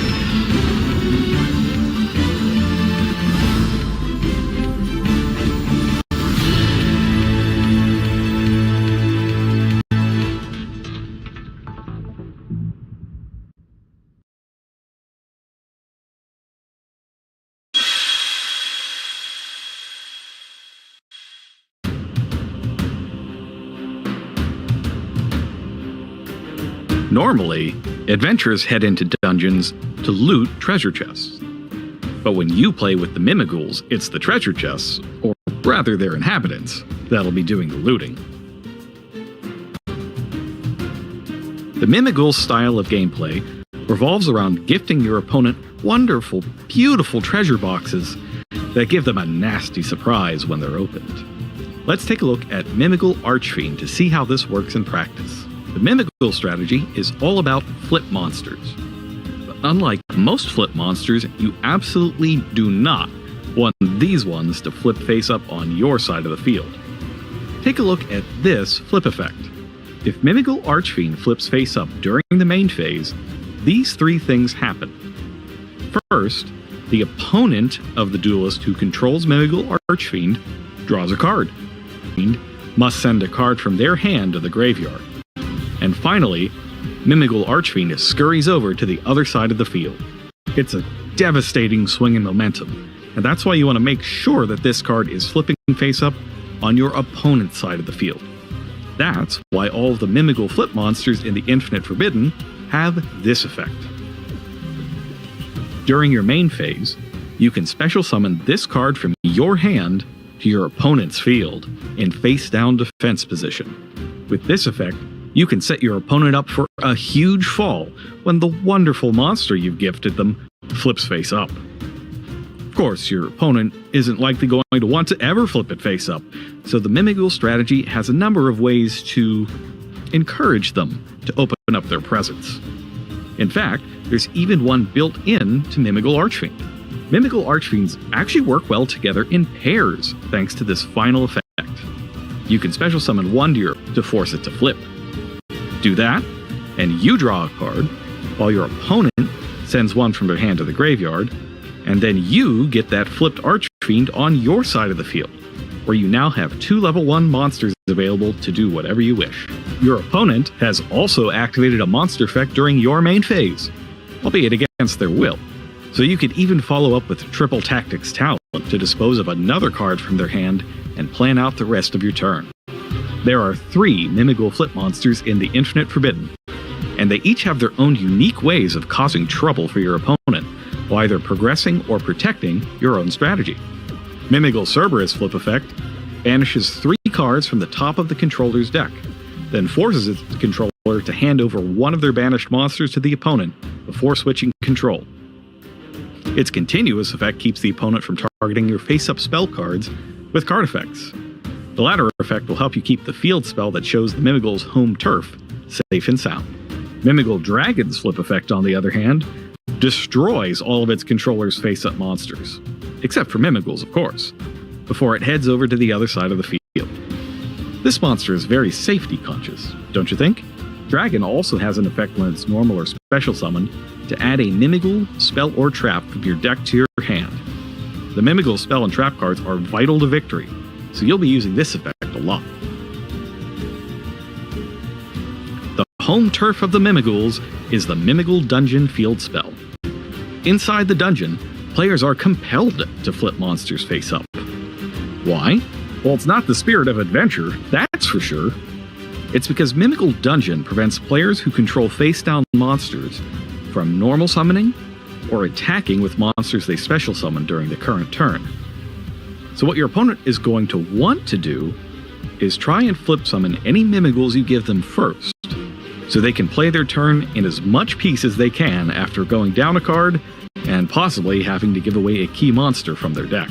Given that, there's one very important rule that we need to know regarding when you're allowed to manually change the battle position of a monster, since that's what a flip summon is. You can't flip summon a monster the turn it was placed on the field, be that special summoning it face down or just setting it from your hand. You also can't flip summon a monster that you just normal or special summoned that was subsequently flipped face down by a card like Book of Moon.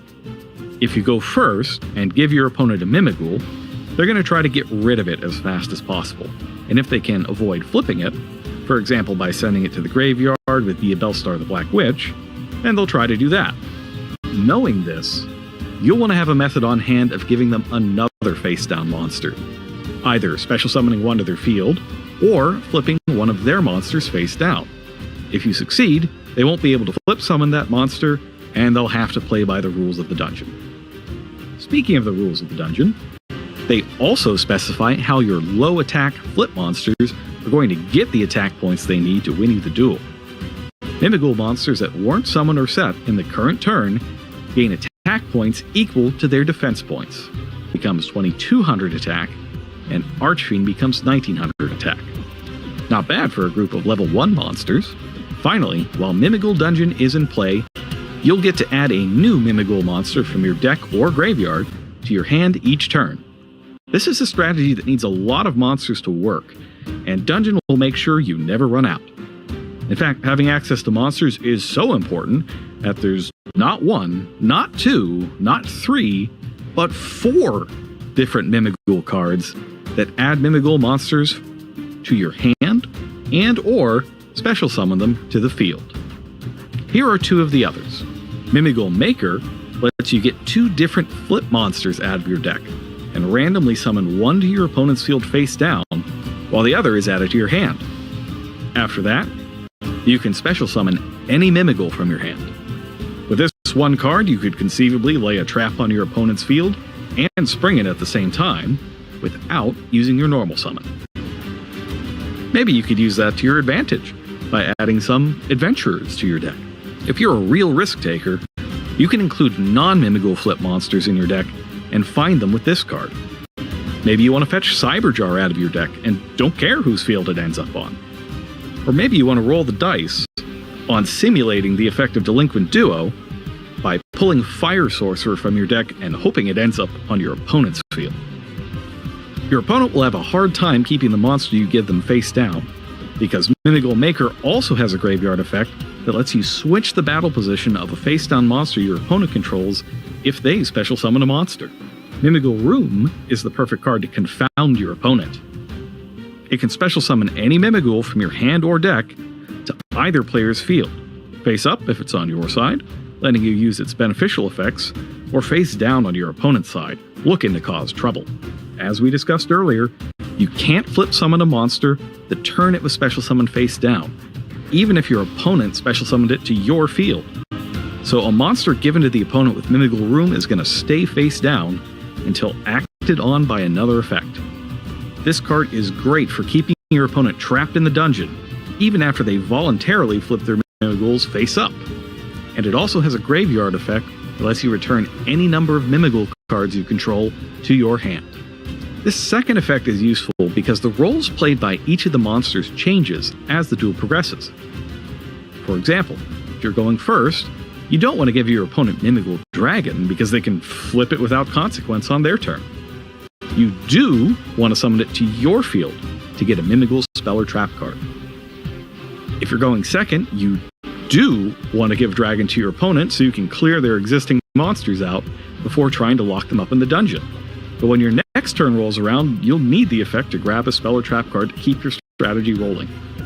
The graveyard effect of Mimigul Room lets you switch the role your monsters play, without needing to add a second copy of that monster to your hand with one of your other effects. The final Mimigul card in the Infinite Forbidden is the mastermind behind the mayhem, Mimigul Master. It can't be destroyed by battle or card effects if your opponent controls any face-down monsters or you control any other Mimiguls. While in the dungeon, its attack rises to 3,000. As you might expect, the Master of the Mimiguls can grab another Mimigul monster from your deck when it's normal or special summon, and can also dictate when, during your opponent's main phase, that face-down monster should flip up. Obviously, this is great for triggering Mimigul effects. But the Master can also flip a monster on your side of the field face up as well, in case you wanted to trigger the effect of something like Guard Dog at the most devastating timing possible. The Infinite Forbidden is just the beginning for the Mimigul strategy. More Mimigul cards will be released in the fall, so make sure to take the time to master the first set over the summer. The Infinite Forbidden launches on July 17th at official tournament stores, and on the 19th everywhere else the Yu-Gi-Oh! TCG is sold.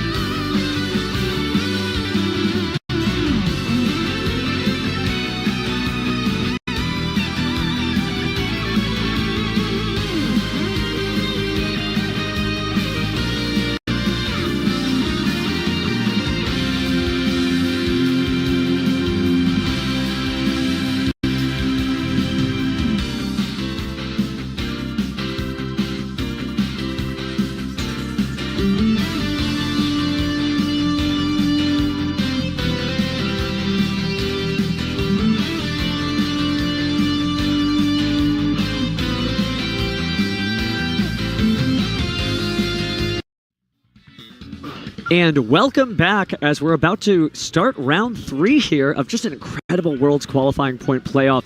We promised great dueling. I think so far it's delivered. What do you think, Tom? I think these players, clearly some of the best, showcasing extremely high level play, high levels of thought going into each of their plays. It's insane. Definitely a heartbreaker every time we have to have one of these duelists not advance to the tournament, but that's just how it is. Again, just like you said, we've got the North American World Championship qualifiers coming up. And speaking of the World Championship, let's talk about the World's Watch Party. Definitely talk to your official tournament store about putting together a celebration event because there's so much you can do to celebrate this event from home. We've done these celebrations before, but again, there will be some exclusive stuff featuring Grandopolis. It is so neat to see Grandopolis again. You can also win exclusive prize cards, purchase those commemorative sleeves and game on. And is that the first sleeves we've had where they're sideways like that? I believe so, and that's going to be awesome when you set your monster and it's still going to be in the correct orientation, especially with that graphic on there. And not to mention the envelope, the elusive envelope that everyone wants to win year after year. Sometimes it was a prize, sometimes there wasn't a prize. Last year, I don't believe it was a prize. No, but this year you can win Swords Revealing Light or Doom Caliber Knight, and they're incredible, and those are very, very exclusive. So remember, talk to your official tournament store about putting together one of these celebration events. You can cheer on whoever it is that's representing your country. But speaking of representatives, let's throw it down to Kanga so we can see who our possible representatives are in our points playoff. Thank you very much, Stephen and Tom Box. Welcome back to the stage as we are welcoming on 2 duelists to determine the first representative for North America at the WCS. Up first, in the blue chair from Oswego, Oklahoma, welcome him back to the stage, George S. His favorite card is Yukiyo Punk Shirakusai, and in honor of his father, he would like more support for Harpies printed. And his opponent in the red chair, coming in from Miami, Nevada, Ruben P. Favorite card is D Hero Malicious, and he's most proud of taking half of the season off for Nationals because he's a jump rope champion. Yeah. There we go. That's our round matchup. Now let's send it back over to the caster shortly to get us in to our first match to determine our WCS representative. It is time to jump right back into this game because, again, this is semifinal 1 of 2. And remember, whoever gets out of this semifinal, they're going to the World Championship. Yeah, that's in Seattle, Washington, no less. All right. So looking forward to seeing which one of these come out on top. We've already seen George. We already know what he's playing. Ubel, and doing a great job of it. And again, great sportsmanship. Obviously, just a real world-class duelist here. But he only gets to be a world championship competitor if he makes that out of this duel alive. I mean, just win 3 in a row. How hard could it be, right? One of the hardest tournaments you get to play in your life here, where everyone basically could be a champion. But, there's only 2 seeds available from the WQP. Definitely just been an incredible event here, and it shows you that, all of these duelists are very well-rounded people. Another shout-out to Ruben and his Jump Rope Championship. This is certainly a game that takes a lot of effort and investment, but it also shows you, you can find people from all walks of life showing up here at the dueling tables, especially the top cut. Now, we know exactly what George was running again because the Ubel cards just really made such a great showing here. But, he still has to make it through Ruben, and Ruben obviously has made it to this coveted semifinal. Now, Ruben is also very well-decorated player himself. I believe he's also like a YCS champion. Was it the Team YCS champion it was on Pac's team. Might have been a bit ago, that's correct, but... So, very, very strong player. Used to the stage, right? Definitely already used to the stage. And so, we got to see how these decks play out. With the Fiend Smith cards added in, we saw that the lines can extend much, much further, and we're likely going to see, that kind of come into play. And the disruptions are starting to change now. We're not just going to go for the Ash Blossom. We're not just going to go for the Imperm. We need something with a little more oomph, a little more substance. No, you're absolutely right. And it's funny that even the board breakers are not really breaking boards anymore. And I'm talking about things like Snatch Steal and Mind Control, because it practically felt like it was going to shut down the turn in that very first duel. But it's just a different way to kind of get through things without maybe negating or destroying cards. You're doing something different your opponent never could have planned for. Exactly. And like, if your opponent sets up the field for you and you take control of some of their biggest negators, it's going to backfire on you. And knowing how to play around that, like understanding the tempo and understand what your opponent can do against you, understanding what does 2 monsters on the field mean, what does 4 disruptions on the field mean, and what do those disruptions line up to, so you can kind of weave your way through a very just trying to thread the needle here, if you will. Yeah, you're really right about that, because again, we've seen how diverse every gameplay action can be. Every time they resolve an effect, the next card's up to them, and of course it's always up to them. But let's see what happens here in Game 1 of this semi-final of our World Qualifying Point Playoff. To these two players, this is the all-important match. This is the one that takes them to Seattle, Washington, here to the WCS. So, everything on the line, pressure's on. I think there was a 6 there for one of them, and that's only a 6. So 6. So it's a 5. It was a 5. Oh, so it's a 6 and a 6. Now we got a 5, and now we got a 3. Good luck. Too bad we're not going for low roll, but here we are. Hey, if the duel's as exciting as those dice rolls, I think we're in for a good one here. Well, a little bit of back and forth there, yep. Those World Championship qualifier sleeves with the new logo, they look really cool, by the way. I think, yeah, that is really, really cool. But is as cool as the Grandopolis one. That's true. Hey, okay. All right, so we're going to be starting off, and that's going to be Wanted, the Secret of Sinful Spoil, adding, the Diabel Star. The Diabel Star. There's many Diabels now. True. I'm hoping at some point this weekend it'd be cool to see some White Forest cards. But right now, we're going into the present tense of Diabel Star, activating the Divine Temple of the Snake Eye. Let's go ahead and probably put Snake Eye's Diabel Star. Who are we going to place here? So this does feel like a little bit of a run back from the very first top 16 match. It is going to be Fiend Smith Ubel versus Fiend Smith Snake Eye. I mean, both decks are just so good, especially when it comes to going first. Like, disruption from the hand, knowing how / when to time it is like pretty key. Well, we are in Texas, so you got to know when to hold them and know when to fold them. That's right. Looks like we're going to go ahead and let this resolve, at least so far. So we get Snake Eye's Diabel Star, and that's going to be sent away for the other Diabel Star, the Black Witch. Oh, but it does resolve. Now, we know that this does not mean that George's hand isn't that strong. Or rather, he prefers to be called Lucas, so I'm going to call him Lucas from now on. So Lucas probably has ways to kind of play around this. Like, he has his deck already teched out with those take cards from Game 1 that we've already seen previously. No, certainly does. It's one of those things where it's kind of hard to call the match, right? We know what's going on, but we don't know where it's going because there's just been so many turns and twists through this roller coaster event. And right now, we're seeing relatively understated interaction from Lucas. He's not jumping in here, but that doesn't mean he's down and out. He might just clean the clock of these monsters with some Ubel monsters next turn. So we've gone into original Simple Spoil Snake Eye, getting the Snake Eye Ash onto the field. That gets into the Poplar, added to hand. Poplar reveals summon itself onto the field. And we are now here with the Relinquish Anima, putting the Poplar back into the Spell and Trap Zone. And that is going now into a link summon?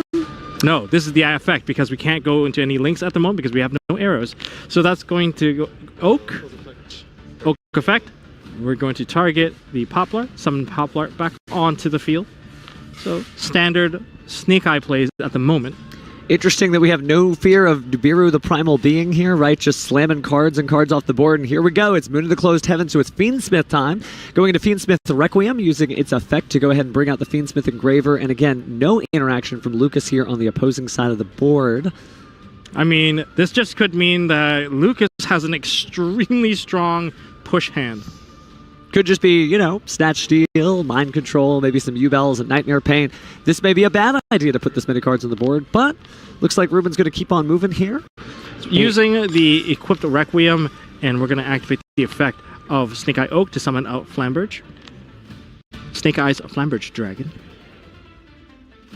All right, now we're link summon off the Fiend Smith and Snake Eye Poplar, and that is going to bring us to a Fiend Smith sequence, since we included a light Fiend. See, here's the thing about sequence. We're going to get that fusion summon. But how do you sequence yourself into the sequence? I'm sorry, I just had to make that. I just had to say that. You can't see me on camera, but I am giggling quietly off stage. But it is just wild that you have so many different options. We've seen these combos eventually end up in the same place, but there's no one right way to do it. And that's nice because, hey, it's going to be 9 rounds tomorrow. Maybe you're tired. Maybe you put out a card in the wrong sequence. But you can still use the effects the way you want and get those powerful cards on the field. And I think knowing where the lines are supposed to take you is really, really crucial. Now, what if Lucas has Nibiru? Nibiru and Imperm. That makes all the difference when it comes to building the entire field. You're just going to be dealing with a lot less when it comes to that.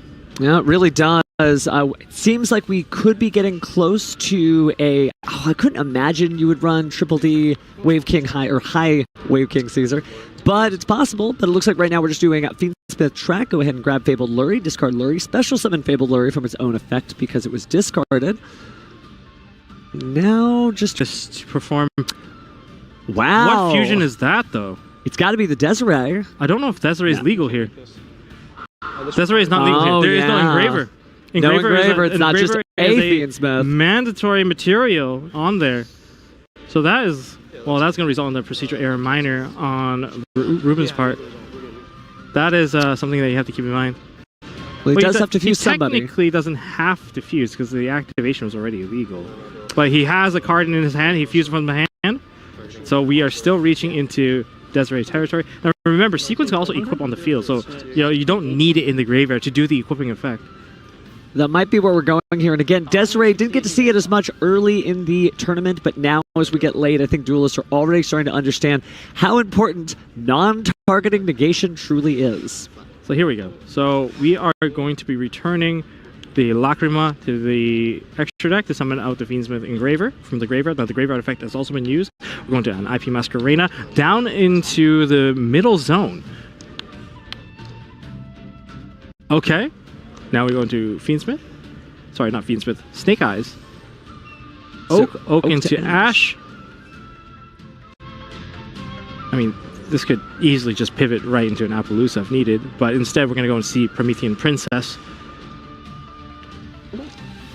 Certainly has had an incredible year through Master Duel and, of course, in the trading card game. But it's so nice to see the card putting in work. Again, bringing out that Snake Eyes Flamberge Dragon, and now Desiree is going to go ahead and equip the sequence there. So this is a really strong board, and I think showcases why these two decks work together so well. Oh, it's just incredible. Just both these decks, they just need names on the field. They just need monsters on the field, and then they just start generating all these things from the extra deck, all these things from the main deck. It's incredibly powerful. Now, currently, we are fire locked.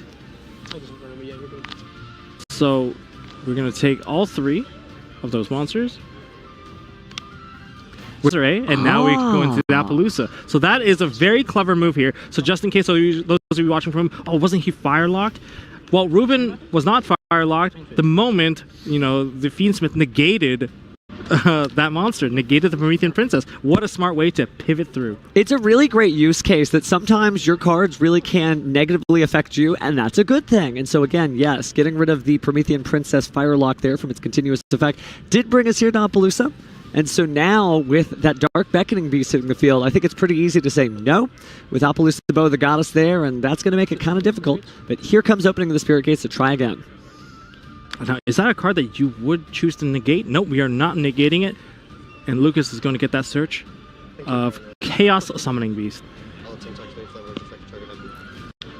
Now, while you negated that activated effect once per chain, you didn't get rid of the continuous effect, so it still is possible to normal summon a Fiend monster with 0 attack in addition to your normal summon.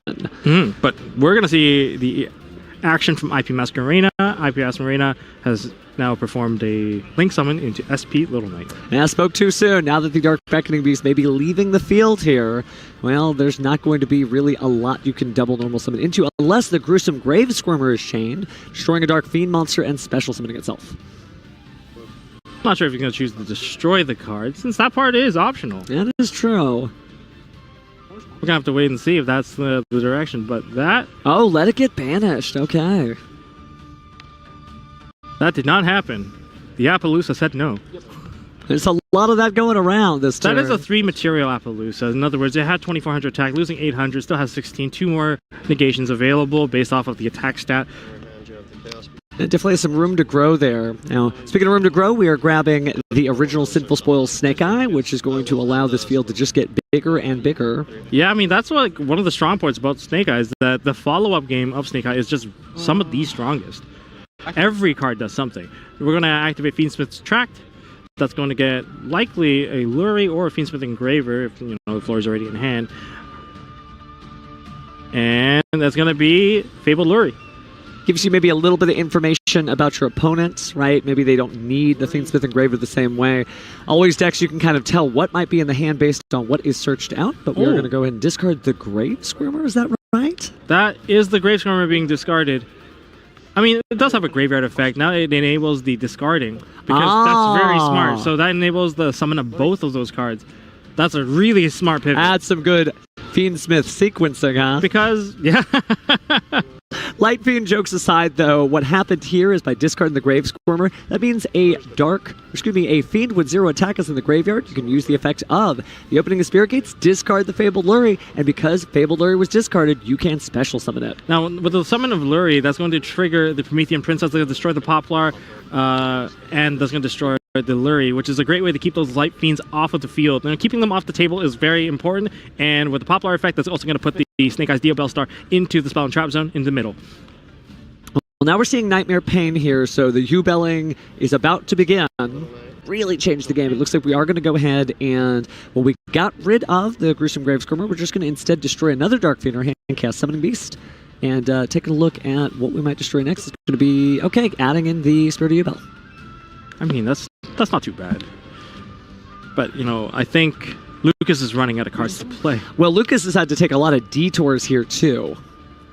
So we're going to be putting back 2 monsters with 0 attack, including a Ubel monster, and going into Phantom Ubel. I mean, Phantom Ubel is just such a strong card. Not once per shot on the summoning, makes all the difference for that card. Well, it allows you to keep it up. Imagine a situation where you have a Phantom of Ubel.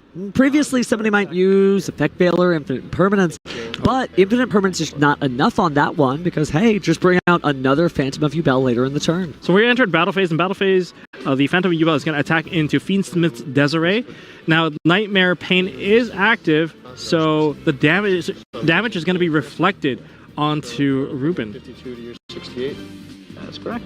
But I feel like that is a desperate attack here because normally you just don't want to go into battle phase, not with this kind of field. I mean, if we just do a basic card count, Appaloosa still there. That can turn off the Phantom of Ubel. We've got SP Little Knight that can act as a banish. We still have the double negation that can turn off both of those cards in the Spell and Trap Zone. This is not looking too great on Lucas' side. Well, we're only in game 1, but we may not be late for that as the cards pack up just as I say it. Commentator's curse strikes again.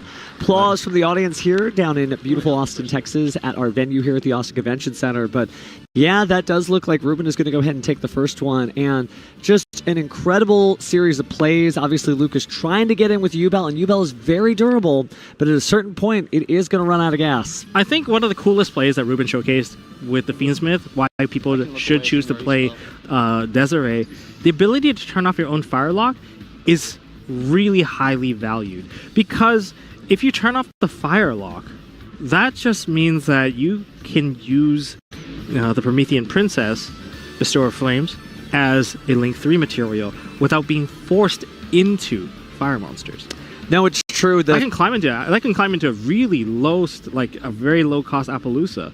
Typically, 3-in-1, that's the quickest route you can go, but you typically can't do that with Promethean Princess. But now that is a line that is enabled. I wonder if we'll see that explored any further, because as you were saying that, I thought about other Link 4 monsters that you would love to bring out that aren't fire attribute. Like, think about this. It's a very simple example, but Access Code Talker. Imagine you're in a situation where you really need to just grind that out. Negate, now all of a sudden just a monster in that, combine into a Link 4, and you've got a quick way to close out a game you may not have had before. Yeah, you know what? Kind of branching off on that, like if you make the Access Code Talker in that sense, say you have, Fiend Smith Desiree with the sequence, you can negate one of your own cards, one of your opponent's cards, so you turn off the problem, then you make a access code, just cleaning off the field like that. This is going to be a cool format. There's a lot of really interesting things you can do. There are people right now who are just grinding some new combos out that, hey, hopefully we get to see them later this weekend. I mean, some players, they look into like the foresight of like, let's check out what OCG has done with their cards and use that as a branching point. But you can clearly see here in the TCG side of the thing, side of the world here, we do things differently. No, this is some cool stuff. We explore them. We explore them hard. Well, speaking of doing things differently, Lucas has to get into this game and hopefully survive a little longer than he did before, especially if you're cheering for him. What do you think you've got to do differently as this? Is it just strength of the draw? There was nothing different that could have been done? Or is there something new that needs to be attempted right in this game? All right, here we go. They have shuffled up. They are ready to go. So, well, speaking of Lucas was kind of feeling the same way, especially against Pac earlier. He dropped Lucas dropped the first game, but they came out swinging for games 2 and 3. That is true. Slow and steady wins the race. As you know, Ubel has no attack points of her own, but she is able to get a lot of stuff done there. What a great monster card. But looks like we are just about ready. Duelists have presented their decks and completed siding and have pre-drawn their cards. Just waiting for a go-ahead there to get started. I would imagine that Lucas would be going first. I'm excited to see where the Ubel strategy takes Lucas because, again, did really great numbers before, but was playing into a full board of wonderful Fiend Smith and Snake Eye cards. It's not going to have to worry about it this time since Lucas gets to go first. I mean, we've seen how strong Lucas can play. So now we are going into the game number 2. Let's see if Lucas is able to push it forward to go into the game 3. I don't think he's going to be that scared. He like in his interview he mentioned that, hey, I'm going to expect that, hey, sometimes they're going to have it and you just got to play better the next game. That's why it's best 2 out of 3, right? You can lose one. It's not that big of a deal. Speaking of getting right back in, looks like we're going to go ahead and use the Fiend Smith Engraver to add Fiend Smith track, play the Fiend Smith track, and I assume grab Fabled Lurie. Yeah. That particular... Oh! We're going to add that instead, which means... Discard Fabled Lurie. There it is. We were just talking about that. But, opening like that is not like the end of the world. It's not like that bad because having the Engraver in hand just means that, hey, if you're going to use like Fiend Smith Track to Fusion, you can fusion that card in your hand and you can still go into the Desiree, kind of what Ruben had to do in the previous game. That's true. Having that hidden name for the Fusion Summon will be very useful later on. Maybe not hidden, but at least safe in the hand since we haven't seen too much hand destruction, at least for this game. That's right. Unless you count the Nightmare Pains. But that's a story for a different day. For anyone that's going to be watching the VODs, highly recommend checking out Game 1 to see how to play into the Nibiru. And Lucas definitely showcases that. So, of course, this is going to be the Fiend Smith line of play. We're going to go to double Fiend Smith into Fiend Smith Sequence. Sequence is now going to perform the fusion effect by putting back light Fiend monsters into the deck, summoning a Fiend-based fusion monster, and that's going to be Fiend Smith's Locker Room. Locker Room is going to target the Fiend Smith Engraver in the graveyard, special summoning that onto the field, essentially going to generate 2 level 6 Fiend monsters on the field. And Fiend Smith Engraver is never too far behind, right? Once you think he's down, he is not out. Beatrice Lady of the Eternal, being made out of those rank 6/6s plays, going to go ahead and send the Samsara D Lotus to the grave. Kind of telegraphs that we really need some help on the Ubel strategy right now. But, that's why the Beatrice is so strong, because this is going to link summon into the Muckraker. Muckraker can special summon back our Samsara D Lotus. All right, so discarding a card. What are we getting rid of? Looks like just the other Fiend Smith. Great place to keep him in the graveyard. Be used for a later fusion summon, or maybe just be brought back out. Oh, but it looks like Effect Veiler there. Perfect timing. Don't forget, that particular Samsara D Lotus does not have a quick effect. And that's going to basically lock it out for the turn. But that is going to be met with a Triple Tactics Talent. Oh, and there's some board breakers if I ever saw one. Wow, if you put back the Poplar, that is a much different hand of just 2 copies of Triple Tactics Talent and a Dark Ruler no more. The Dark Ruler. Oh, boy. Well, this is a neat one. If the Dark Ruler does somehow stick, you're going to have to eat into, well, the triple attack if you're going to use a monster to negate it. Now let's think back here for a second.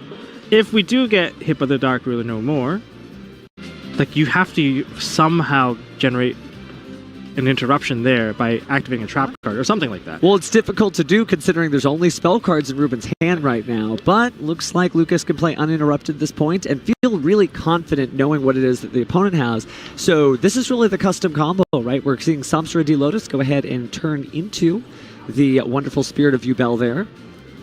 Spirit of Ubel has placed the Nightmare Pain. I mean, Ruben... This is definitely your chance, though. I mean, Ruben is a great duelist here, but that Effect Veiler, great as it is, it didn't really shut things down, so it is time to just put the pedal to the metal if you're Lucas and try to get as much as you can out. I feel like the disruptions from hand in this format, from what we've seen so far in the past couple of rounds, it's not about completely stopping your opponent anymore, but just minimizing what your opponent has instead. Not here to change the past, just make the future a little better. You know, little the minute changes, little fraction of a percent, and all of a sudden it's a completely different place. Now, speaking of different plays, it looks like we're going to go ahead and make an Unchained Soul of Lord of Rage by combining the Sharvara and the Yama there. There's the trap card, the Abominable Chamber of the Unchained. So that's going to re-enable, if we do see a Desiree play, that's going to re-enable the Desiree to turn off Dark Ruler no more. But that also enables the Triple Tactics talent. So do we allow that to go through and just hope that the top deck is not that great? It's like a gamble now. It is. It is. All of these duels could go either direction, and it is just going to depend on what Ruben draws. But again, Ruben did secure that first game, so if you are cheering for our Jump Rope champion here, you needn't worry. He's got another game left in the tank. Well, that Phantom of Ubel has been summoned. It's just a little bit of insulation against, you know, potential monsters in the future. Now, I think I saw the draw, and that might have been Nibiru the Primal Being. 6-card Nibiru? Oh, that is not a good feeling. I think it might have been, and that is a pass. Now, by not putting any monsters on the board, that technically makes the Ubel equation a little less painful, but the Abominable Chamber of the Unchained is going to go ahead and bring up back the Soul Lord of Yama. So it looks like we can go ahead. Now, Yama did bring Shavara back to the hand as well. And yeah, draw for turn. There is just nothing happening over there with Ruben. Now, where is the damage being dealt here? So how does Ubel gain damage when it comes to not having anything to crash into? Well, obviously, the Soul Lord of Yama has attack points, which is nice. Fiend Smith Engraver is another way to get in. Yep. You could press a little hard into your own copy of Fiend Smith Desiree to not only have something to negate whatever it is that Ruben draws, but again, put something on the board with more than 0 attack points. They're great cards, but they don't do much if they can't crash into something and soak up that damage and spit it back out of the opponent with Nightmare Pain. Okay, so the Terror Incarnate has been summoned onto the field. And now we're going to go Link Summon into Moon of the Closed Heaven. This might be how we get those attack points on the board. We're going to be activating Fiend Smith Engraver. We're going to put back Sequence. That's a Link 1, and there's only one Link 1. That's going to be the Requiem. The Requiem also boosts attack points. It does. So there might be a way to get this done. Remember, it feels like turn 1 because of that effect filler in the graveyard, but this battle phase is open. So we've got to, if you're cheering for Lucas, put as many monsters on the board to try to close this out, but that still is only going to get you to game 3. It does not crown our first representative in the World Championship for North America. Not yet. They've got to get 2 wins.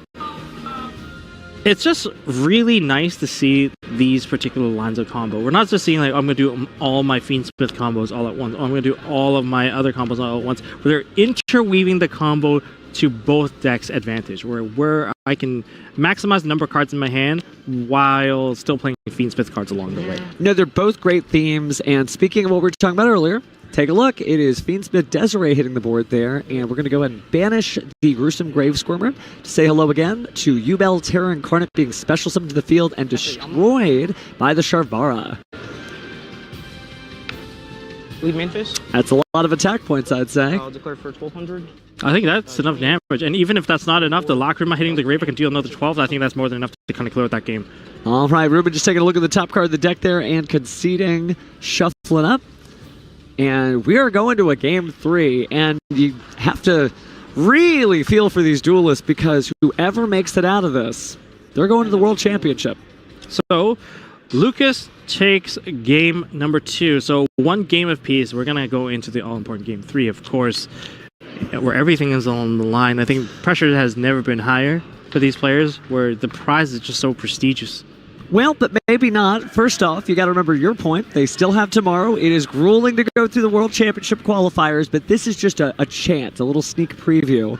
I mean... Well, it's true. It's a much shorter road to the Worlds, that's for sure. I mean, when you come to the event here, there's multiple things you can do. You can, of course, qualify through, get your invite to Worlds here, enjoy all the other offerings out, the WCQ. The public events and get some really cool photos with friends. So much to do here. And if you're in the Texas area, man, you might want to saddle up and drive on down here because it is a full-on duel carnival. But you're right. If either of these duelists win, they get to enjoy the NAWCQ. They get to hang out. They get to think, man, I wonder what I'm wearing in Seattle in a couple of weeks. Or, try out different decks without the pressure. You can try out, the decks that you might not be trying out normally, but you get to try it out in some of the most competitive of settings. And the duelists are going to need the practice, too. I think there might be duelists lining up to say, hey, man, can I play you? You're already going. It's not like the format will be the exact same, so imagine, why don't we get some practice? Imagine qualifying and then just I'm going to play the main event anyway for fun. I'm not sure if they're allowed, though. That's the other ask thing. Your local Yu-Gi-Oh! Judge for the rules on that, but I got to say, it's true that there's just a high caliber of duelists here and plenty of people to play. To train up, whether you're qualifying here today or just trying to work on it for next time. But it looks like the duelists have made their side decking decisions, and Ruben is pile shuffling those wonderful Yusei Fudo sleeves together. So, we've seen how round 1 went, or rather top 16. They call it round 1, but it is the first round. Well, it's the first round, but yes, it is our top 16 of our 16 players. And we've seen Spooky Dogwood. Are we going to see another Spooky Dogwood? Note that these turns, if you actually think about it, they take somewhere between 7 to maybe, if there's a lot of interaction between both players, 7 to 12 minutes. Both players are playing at a great pace, though. It's not like the clock is running for no reason. It's just there's a lot to do with these cards. Exactly, and when there's that many things to do, maybe even when you're in the 30-minute mark, maybe it's time to kind of pick up the pace just so that you don't run out of time. Well, it's true that sometimes you do have to decide what it is you're going to do, but there are no more decisions behind here. It is game 3 of our first semifinal. We are about to declare a representative of North America for the World Championship. That's right. For the WQP, the World Qualifying Points Playoffs, the top 2 players are going to earn a seat at the World Championship. Well, it looks like we're going to have Ruben go first, and he's starting off with Bonfire. Bonfire into Poplar. Poplar gets a summon. Are we going to see it? Is there Dogwood? No Dogwood. I mean, feel like that's when we would have seen the Spooky Dogwood. Exactly. Maximize the number of life points you can gain. A lot of the times it's about the surviving. And Lucas has said, sometimes when you drop the Spooky Dogwood, all you got to do is just survive the back and forth a little, save up a card or two, just do a full counter. That's all you got to do. Right? It's nice to see all these follow-up plays being just as impactful as the first turn. But speaking of first turn plays, we are seeing the Divine Temple of the Snake Eye. I'm probably going to grab the new favorite, Snake Eye's Diabell Star. Yeah. So Diabell Star has been placed into Spawn Trap Zone. That can eventually summon out. It gives you a little bit of active use of that card rather than a passive use. So that's going to go into Relinquish Anima. Relinquish Anima is going to put the Poplar is going to put itself back into Spawn Trap Zone after being linked off, and now we have 2 materials to go into Moon of the Closed Heaven. Closed Heaven goes into Fiend Smith Requiem. I mean, Ruben is playing at a crazy fast pace. With 20 minutes left, he knows that these turns are going to take long for the interaction. He's hoping that maybe he can get back to a turn 3 so he can close out that game. Absolutely. It does help that both duelists really are caliber duelists of just the highest degree. But at the same time, they also don't. And is that the first time we might have seen Necro Quip Princess Smith? That's going to lead to a Beatrice play. Because this is the first time we're going to be seeing this particular play done on stream.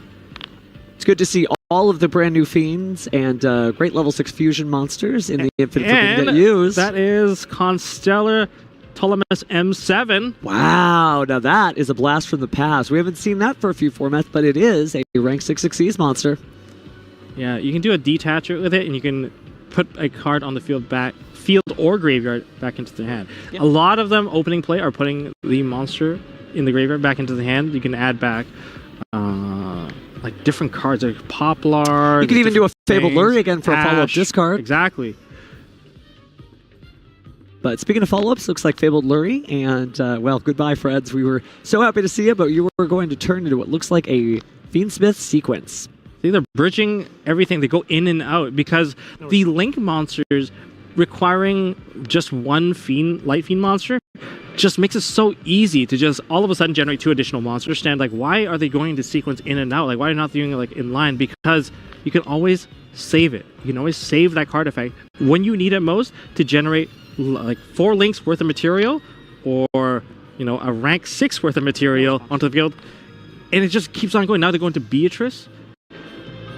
Beatrice can quite easily just send in a Snake Eye Ash into the graveyard, but instead we're seeing something completely different here. Wow, really? I could not believe it. That is going to be the Angel of Blue Tears. And if you banish that, you get to set a trap card straight from the deck. That is wild. I mean, it just shows you how many cool creative options you can have. Well, Beatrice is insane. Beatrice is doing some cool stuff, but it's not just Beatrice. It's really Duelists taking advantage of all of these different cards. So nice to see it. Angel of Blue Tears. Did not expect that, but here we are. We have seen some interesting options. If you have been, talking around your local scene, you might have seen people talk about things like Ghost Meets Girl, a Mayakashi story, a transaction rollback. So a lot of really interesting, more defensive combos that aren't trying to get offensive. But no, absolutely right. Get to set a normal trap directly from your hand or deck. That's really powerful. Now with the Flamberge Dragon already on the field, and there are enough level 1s, we're going to be linking these away. I think the most generic one that we can probably go into is probably the IP Masquerena. IP Masquerena. And we also got a multiple chain link here from the Fiend Smith cards. So we've got Lacrima. Is it Lacrima's effect doing some damage? Believe so. And that's putting back the Fiend Smith Engraver. 1200, sort of a sacred number I haven't seen since Sword Soul. Long Yuan? Mm-hmm.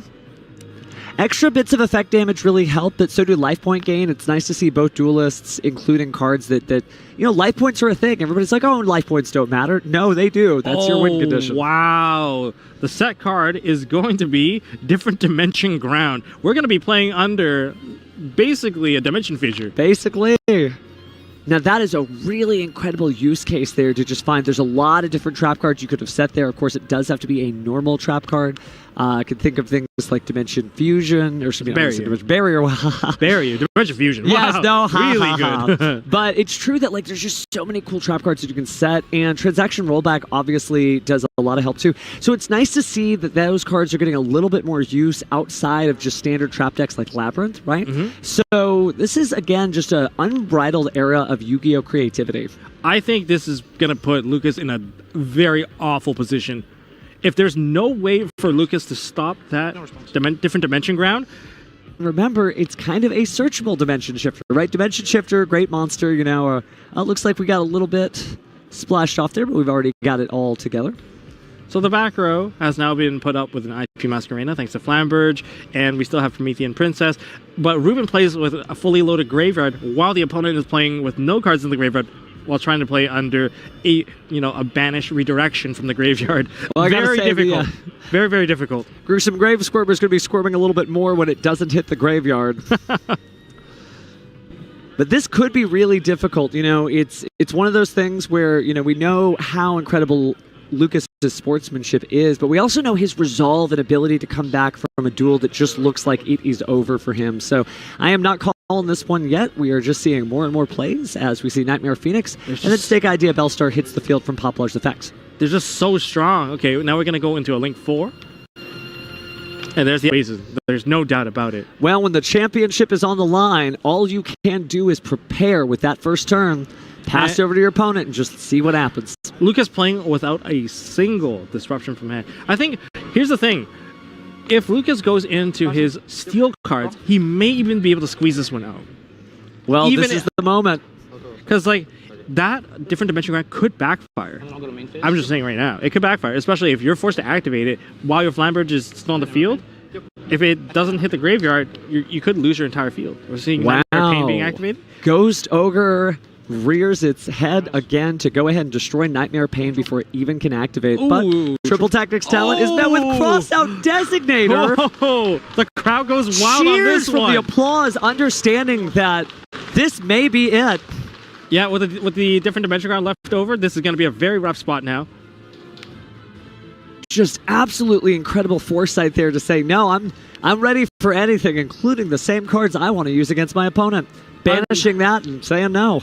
Unfortunately, there was no access to the Appaloosa. Now that we have the opening of the Spirit Gates activated, that's going to add a copy of Chaos Beast? Summoning Beast? And maybe the Dark Beckoning Beast. Dark Beckoning Beast it is. Depends on what he had in his hand. It seems like Dark Beckoning Beast is the way, but with the Appaloosa still on the board and the IP Masquerena staring it down, this is looking quite critical. Activate normal summon of Dark Beckoning Beast using its effect to add another copy of like the Spirit Gates. Are we going to preemptively make it so that every single type of cost is going to be basically not hitting the graveyard? That's also possible, but we're going to be adding opening of the Spirit Gates into hand. Or sorry, we're going to be adding the Beast rather.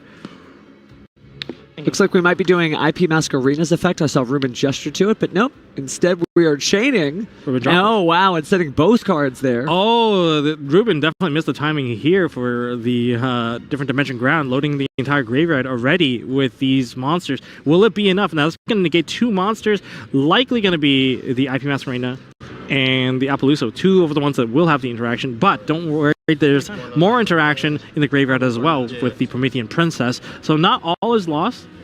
You certainly made a great point about those cards sitting in the graveyard because, hey, that does look like Ubel and an effect monster, so at least one copy of Spirit of Ubel is on the way.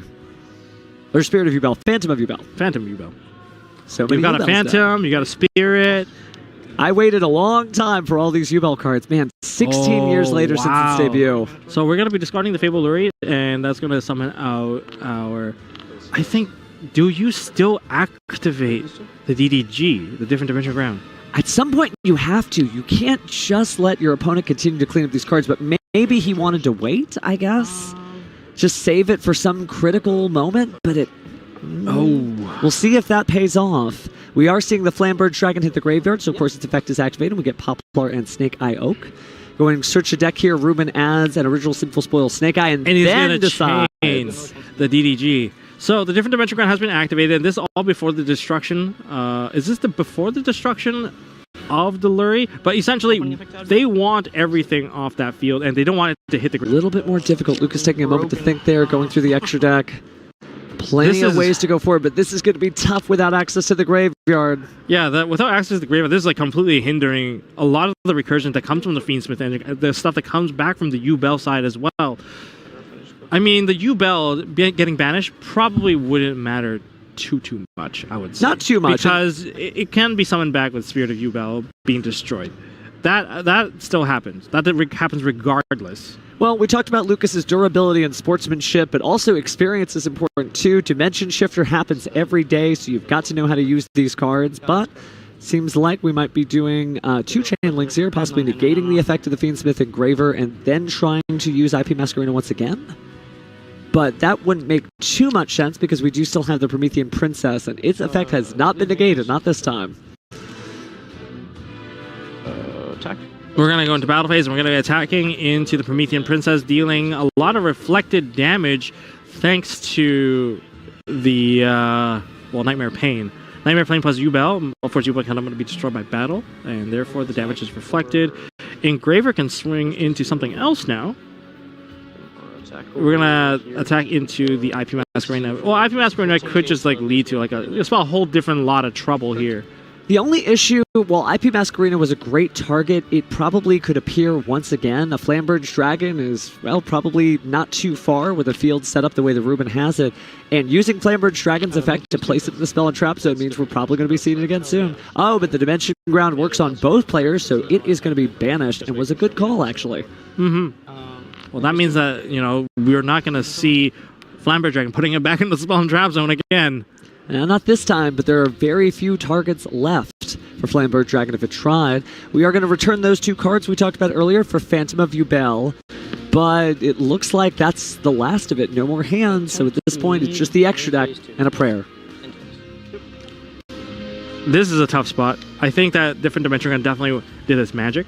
It's slowed the entire ability of Lucas to even make a field that is resilient to all the stuff that we have to offer. And well, sure, we don't have the IP Masquerena, but I don't think the IP Masquerena is going to matter too much. I think all that we care about is how many monsters, just summoning them onto the field. Now, we have to be careful, though. We don't want to, like, accidentally trigger the Phantom Ubel at the wrong timing and lose a really crucial effect. So Ruben carefully calculating the different line that is going to, you know, basically do a little bit of min-maxing, like which one can I basically eat, and then which one can I eat and still win. Lucas is definitely in that very familiar space that when we're legally allowed to play Baron de Fleur, we can still play it on Master Duel, of course. You have to know when to use that one effect, and when it's the only effect you have, that decision really determines whether you win or lose the duel. Yeah, this is a tough spot. Very, very, very tough spot. Now, their Phantom of Ubel needs to be answered because there is cannot be destroyed by battle. I don't think the owner takes battle damage regarding that card. 2, there's a Nightmare Pain on the field, forcing you to attack into that Phantom of Ubel. So those are 2 limitations that we are facing right now. But aside from that, that could be it. But there's also the effect of Phantom of Ubel that can also kind of come into play and force another Ubel monster onto the field. Well, we still should have at least 1 negate left from Appaloosa Bow with the Goddess. I only believe that it used it once, but even so, you know, pushing forward, you have to. Again, this is it. With only 6 minutes or so left on the clock, every second ticking by. I mean, getting closer. Ruben got what he wanted. I mentioned earlier, Ruben played, you know, at top speed, Mach 6, made his field just so that he can get the turn 3, and we are now in turn 3 with ample time to think and rebuild the field and essentially attempt to go. Got all the cool trap cards that I could go ahead and get to the field, banishing it. That's going to be some fun stuff later in the format. Slamming down onto the field, and it looks like we're going to link off our 2 Snake Eye level 1 monsters, Ash and Poplar, to make a Moon of the Closed Heaven. Unfortunately, it's not pointing to that Ubel. If it was, we probably could have seen another cool play if we have a rank 5. Or, sorry, link 5. It's true that we've seen Moon of the Closed Heaven a lot. Man, I would love to see a little Underworld Goddess action, being able to use 2 link materials from your opponent's side of the field. Very cool. Just 2 and 2. 2 on your side, 2 on their side. Wow, that sounds what could great. go wrong? But looks like we're going to go ahead and use instead the Fiend Smith Requiem's effect to bring out Fiend Smith Engraver. So there are many ways for Ruben to kind of clear out this field. Now we're going to go Engraver, get equipped by the Requiem. Requiem can technically send away that Ubel, if I'm not mistaken, but that's going to likely cause a chain reaction. I don't think that's going to be that great of an effect to do. There's multiple things, but we're going to attempt to do it. That's going to be chained. And that's going to destroy a card. So we get to keep the equip because we don't get to send either. This is going to destroy the Spirit of Ubel, and Spirit of Ubel is going to summon a regular Ubel, and regular Ubel can kind of tag into the next Ubel. So yeah, it's definitely not that easy. Well, we still have to get through, but it looks like we're going to go ahead and get rid of that using the effect there. Oh, and now swap out into Promethean Princess. I see. So we destroyed it using the effect of Promethean Princess and getting rid of the Snake Idea Bellstar. Okay, now we can push it. See, there's 2 ways to kind of push a monster to the back. One, using the effect of Flamberge Dragon. The other one is using Snake Eyes Diabel. Different ways that we can do it. Now we have ample time to go into the battle phase at this particular point, and that secures it. Handshake. That secures it. The handshake. Ruben qualifies for the World Championship via the World's Qualifying Point Playoff. You can see it, the hugs there again, great sportsmanship. Both of these duelists are World Championship caliber duelists. They dueled incredibly here, but there's a certain level of emotion that you have to show when you have worked your entire year, Jump Rope Championships aside, to be here. There's a lot of emotion. Cheer for your champion. Somebody like this is going to try to win the World Championship, and we can all learn an example from that. You just work hard, you get it done, and just good dueling action. The crowd is cheering for him. Dueling action. And again, Lucas still packing things up there. A wonderful round of applause for him too. Even if you're standing at home, just remember that's the heart of a champion. We may be seeing both of these duelists quite soon at the World Championship stage. Although one of them had to take a little bit of a shorter road today. Wow, just incredible, man. Just incredible. Ooh. They were so close. Well, this is the kind of dueling I want to see this entire weekend. It's going to be some really cool stuff. Again, obviously, there's some really heightened emotions here. As you see everybody, they're just talking it out, talking about the plays. What could I have done? What? But hey, I would say that I think Lucas warmed up. Lucas is now warmed up for tomorrow. He's played some of the hardest duels already.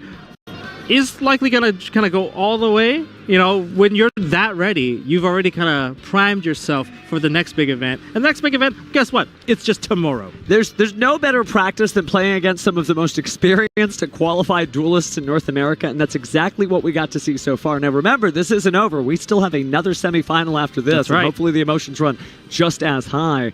But that was just, that is why I love the Yu-Gi-Oh! Trading Card game. These are the moments that we're here for, and I hope we have, just like you said, plenty more from there. But I think, in a moment, we're going to be ready to actually hear from our winners. So are you ready to hear from the first qualifier from North America?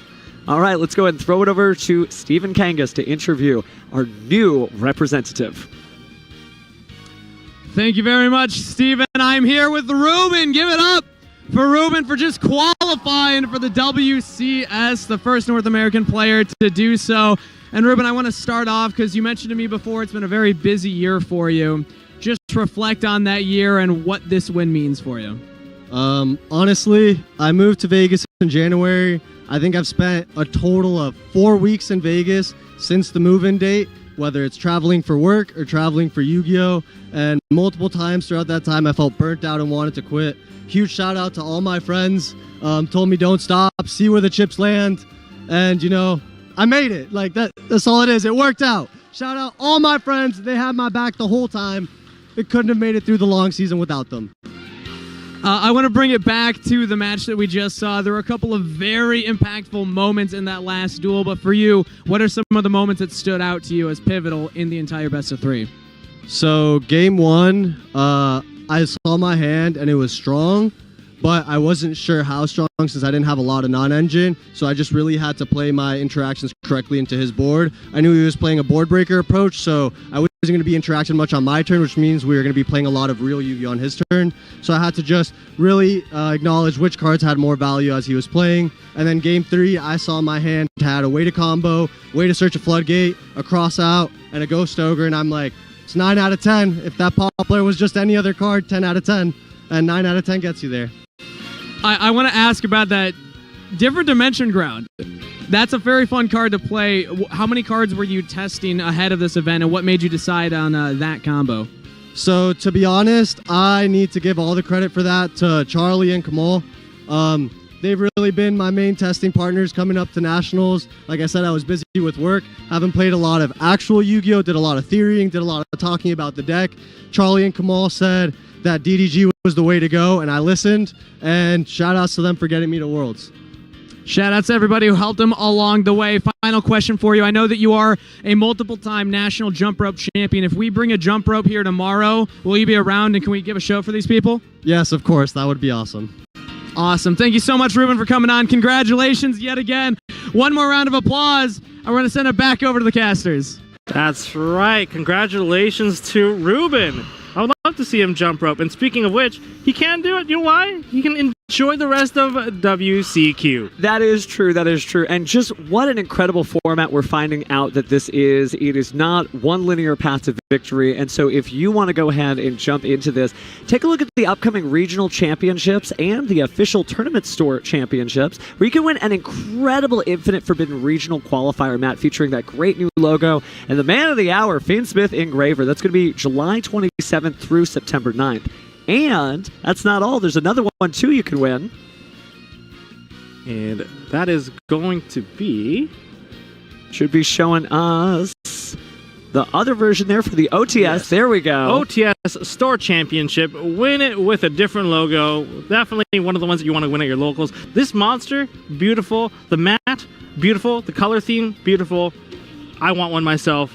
I gotta go play for one. That's the only way to do it. You got to go win. But hey, don't worry if your heart is palpitating. We're going to take a quick break. But when we come back, we will again be crowning another representative in the World Championship. So we'll see you then.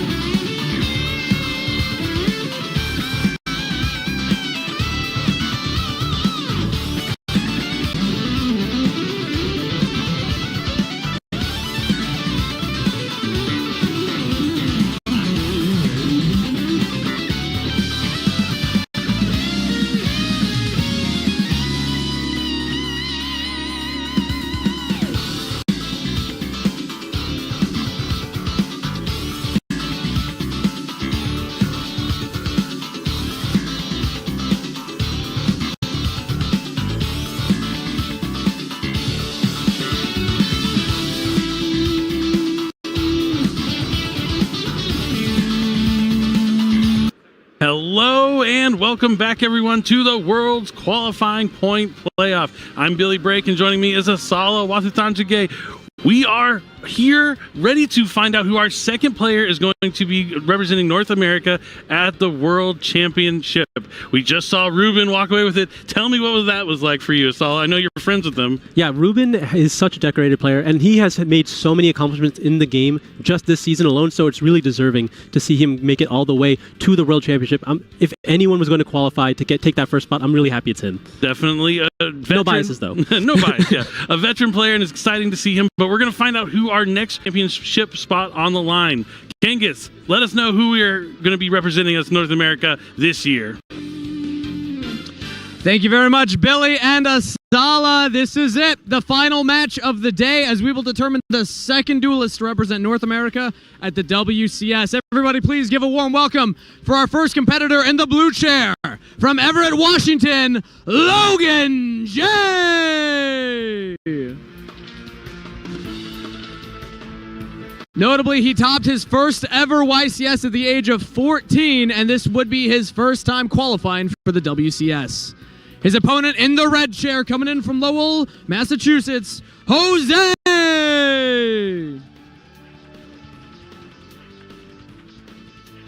When asked what Jose's greatest career accomplishment was, he just said, the lifelong friends he made along the way. Your competitors have taken to the stage. We have one more spot today to determine who is going to the WCS. Let's end up. All right, thanks, Kangas. We're ready for our second semifinal match. We already see that Ruben is going to Worlds, and now we're going to find out which one of these two players is going to go with them. And this is just the beginning of the weekend. This is the World's Qualifying Point Playoff. We're taking the top 16 of the players from the past year who had the most amount of points competing from regionals and YCSs, and then they get to play in a single elimination tournament here on Friday, the day before the NAWCQ, and two of them get to go on to the World Championship. Tomorrow is when the Swiss rounds start. There's going to be plenty of Swiss rounds, and at the end of that on day 2, we'll eventually send 4 more players, but for now, this match will determine who is going to the World Championship. Absolutely. This is only day 0. We still have 2 full days of dueling left to be played. And I think we get to see some of the most exciting matches right now. A lot of these players, they've been practicing for quite some time. They're very in tune with how the combos are meant to be played out, which might not be the case for everyone else in the room because all this stuff is really brand new. So it's going to be a lot to really take in. I think a lot of the players that are playing in the main event tomorrow are going to be paying attention to this tournament to see the lines, really.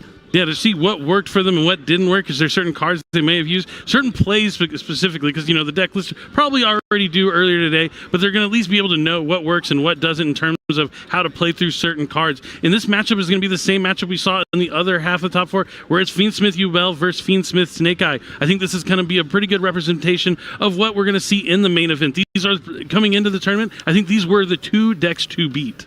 Absolutely. I definitely think this is the matchup to see for the entire weekend. We're probably going to see a lot of it, as well as the mirror matches between the Ubels, as well as, of course, the Snake Eye Fiend Smith mirror matches.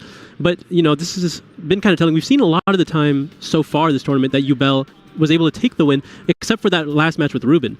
Do you think either is favored at this point?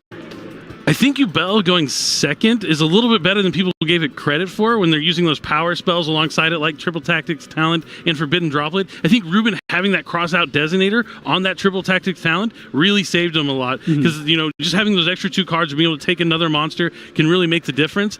But yeah, it's going to be tough. I think Ubel might have the Snake Eye deck is going into this weekend. Everyone thought that was going to be the deck they're going to be facing the most of, so maybe they didn't practice as much against the Ubel version. Right. Although, I'm trying to analyze the games that we've seen thus far, and it seems like Ubel hasn't actually been able to take down the Snake Eye deck when it's able to combo to its fullest. We've seen Infinite Impermanence come down, or we've seen the entire combo be let through if you're focusing on using those power spells, right? But because Desiree exists, because of how much follow-up the deck generates, just the combo potential Snake Eye has, alone, it's not enough to really stop it, but when you have something along the lines of Spooky Dogwood, I think that's been the card that's been able to take a game away from Snake Eye when it's able to go first. Yeah, definitely key side deck cards going in game 3 with the opportune amount of time left on the board, but it looks like we are going to roll the die to see who's going to go first. Two-handed 2-die roll, and it's an 8 versus a 5, and it looks like Logan Johnson is going to be going first. Yep, that is absolutely ideal. I think Ubel has the stronger turn 1 than Fiend Smith Snake Eye. It's able to just play through a lot more. Yeah, definitely where he wants to be, in a position 1 win away from going to the World Championship and going first in game number 1. Let's see how he's going to lead things off. Does he have the Nightmare Throne? I know he seems like he has. Yep, he's going to start with Samsara D Lotus. A very standard combo here. Like a Lotus is enough to do the majority of the board by itself, but it's met with an Ash Blossom. Yep, he's going to try and tribute that off to special summon a Ubel from the deck. Looking to summon Spirit of Ubel, but Ash Blossom and Joyous Spring and that beautiful quarter century secret rare is going to stop it. But then triple tactics talent is coming down next to look at the hand, which is always scary when your opponent chooses that.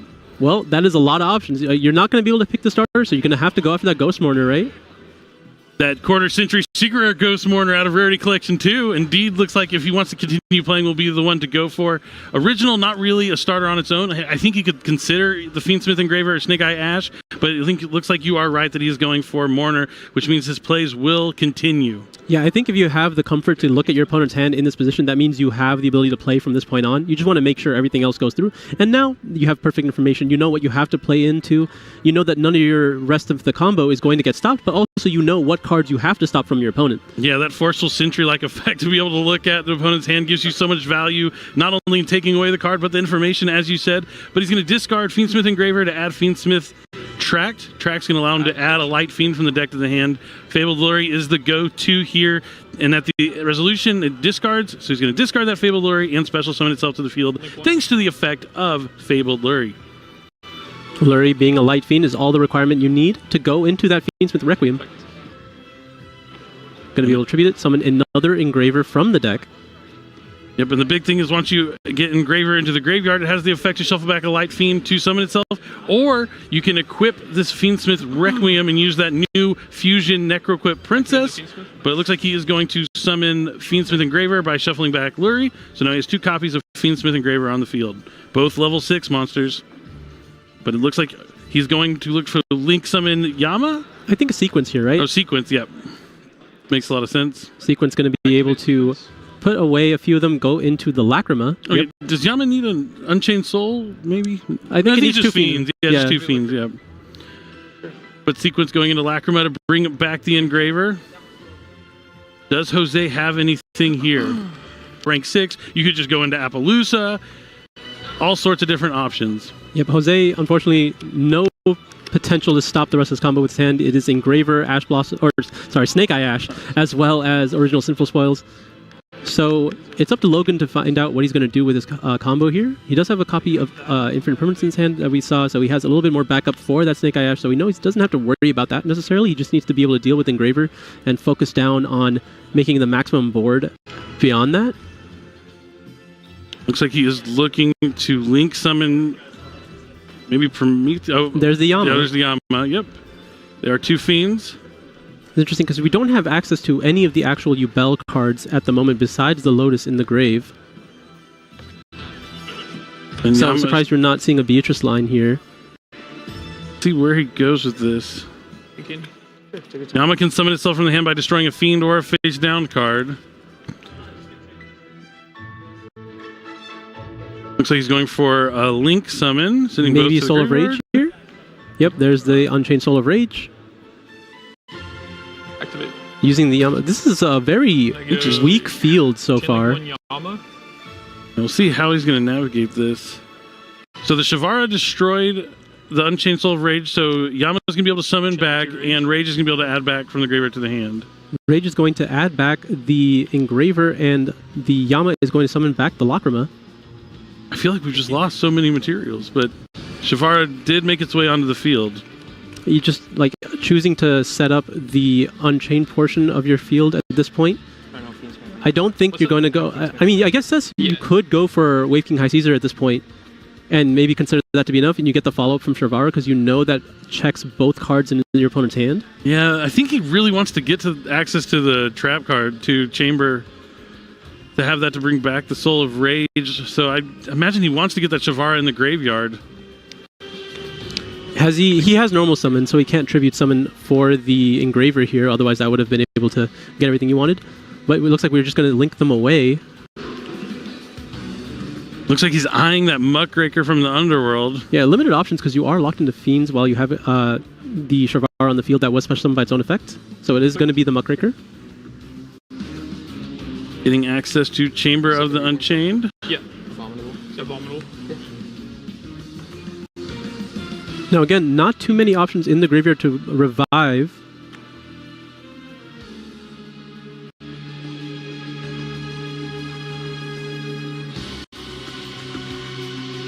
Interesting lines here. Let's see.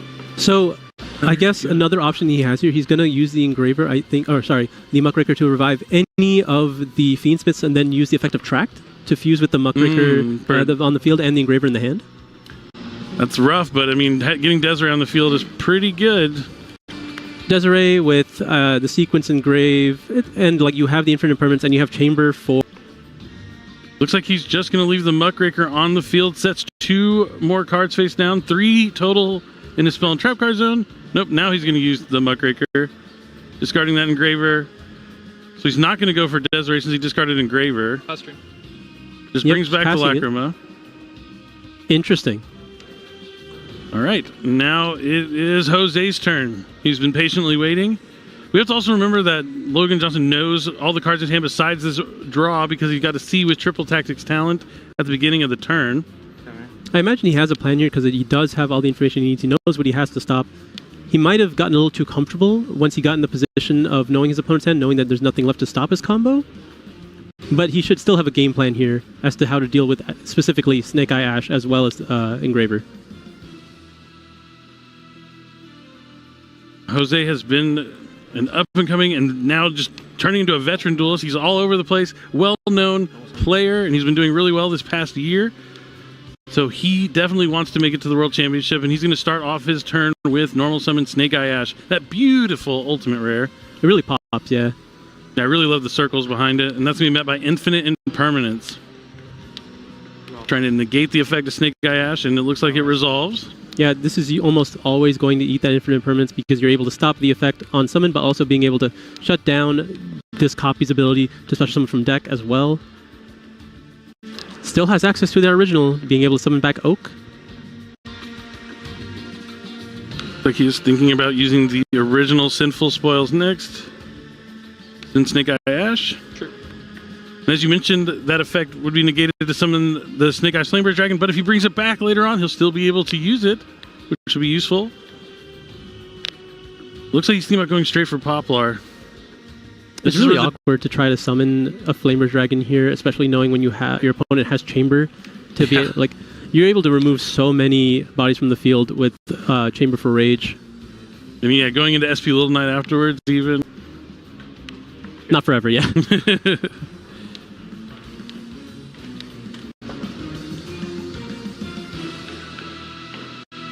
How's he going to navigate this? Going to activate the Divine Temple he just added off that Snake Eyes Poplar. That's going to let him place a Snake Eye monster from his deck to the Spell and Trap card zone.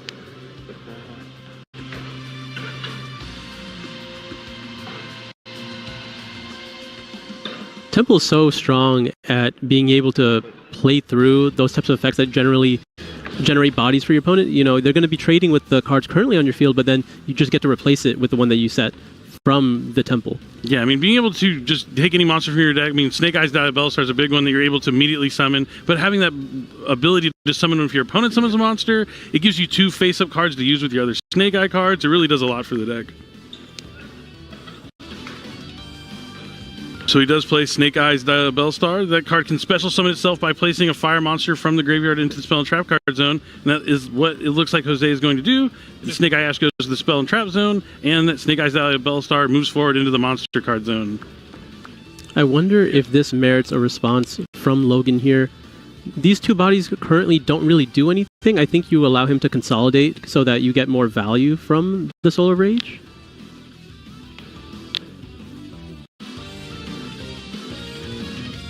Looks like Jose's looking at the Necrocript Princess, so he's going to likely go for a Moonline. Okay, there's the Engraver.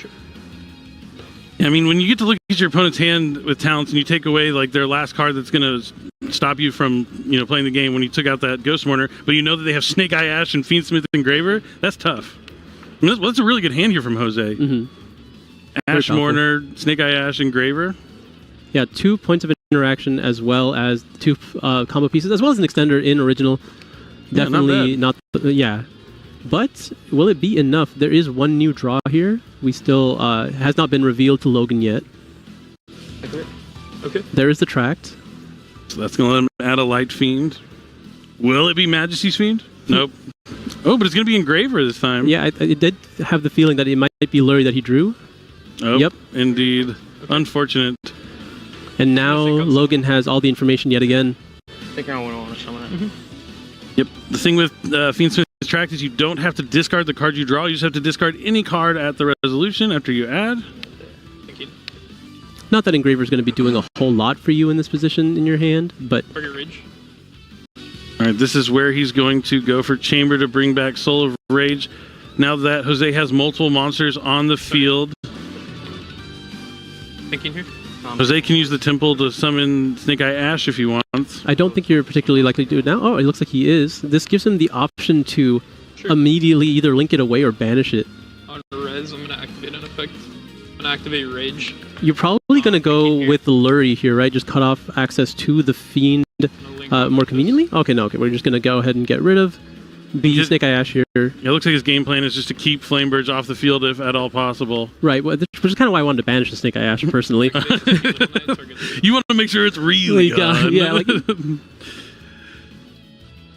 That makes a lot of sense. But also, I mean, it makes sense to banish the Light Fiends too, since you need the Light Fiends in your graveyard to shuffle back to further your Fiend Smith combos. Yeah, and you can re-access Snake Eye Ash with something along the lines of Snake Eye Oak, but I don't see how... true. I don't see how Jose was going to be able to get to it, and I think it's easier to find access to Princess currently than access to... Or concerned with needing Light Fiends in the graveyard? Yeah. Yeah. Very true.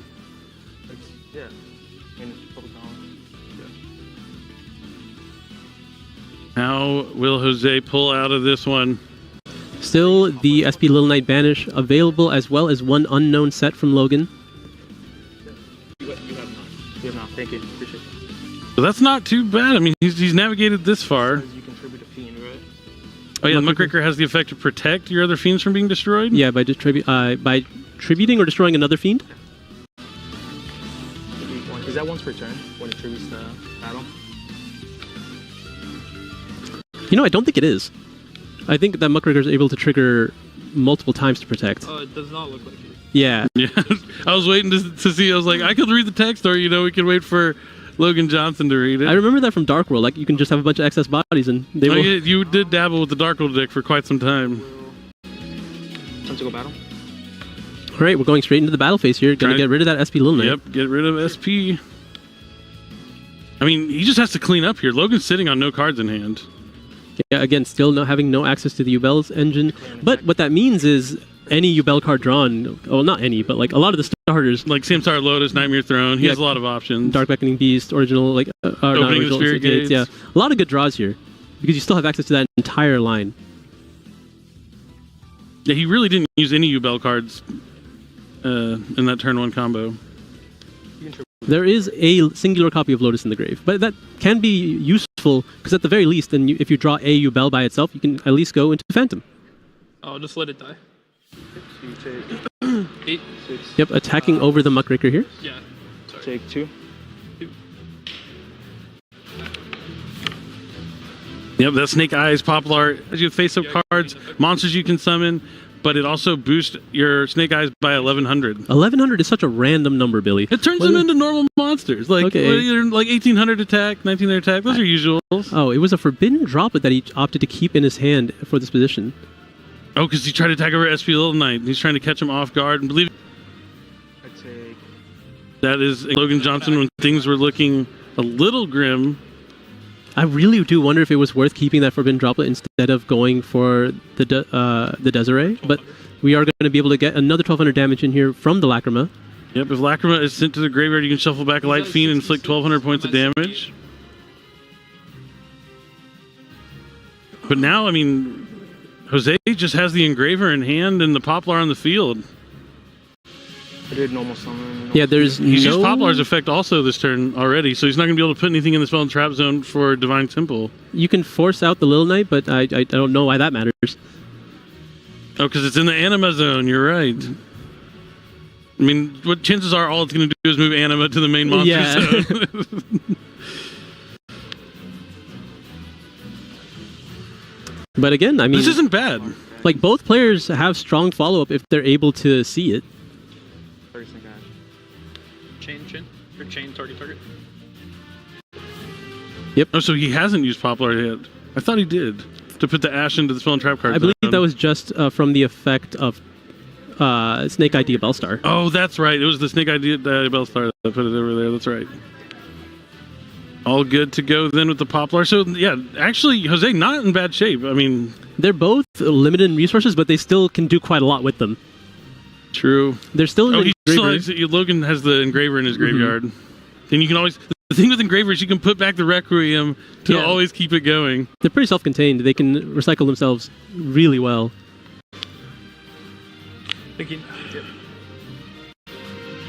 Simplified game state after 2 explosive turns. And can you believe that this is only game 1? Whoo!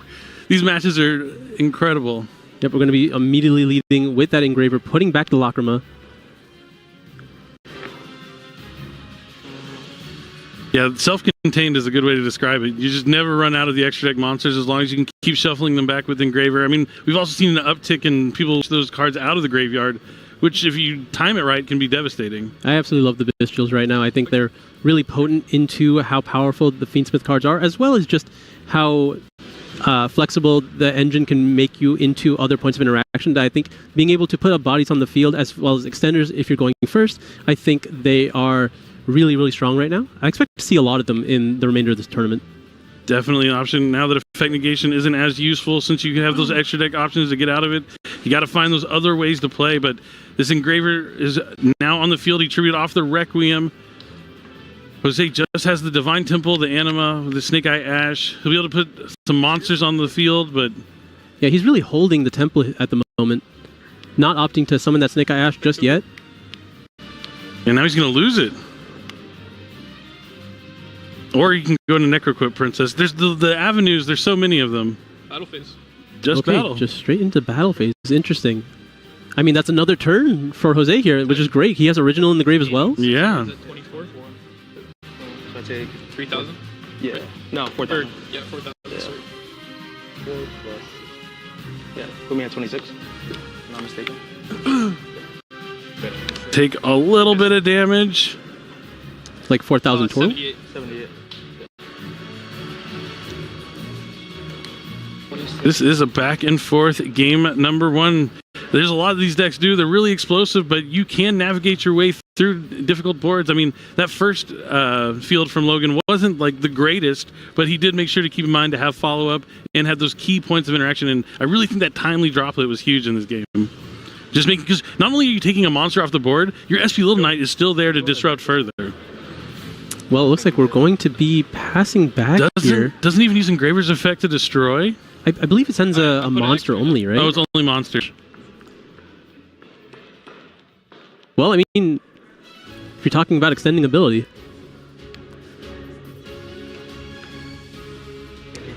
I guess Ash is like really not the one you need to see here. Yeah, with original in the graveyard, you're kind of like, oh, well, I mean, you still can use a normal summon if you get Poplar off the original. It also worrisome that Poplar doesn't do anything at this point. It's just a free special summon, yeah. It's a free monster. Actually, putting it in the graveyard is really strong because of Snake Eye Bellstar.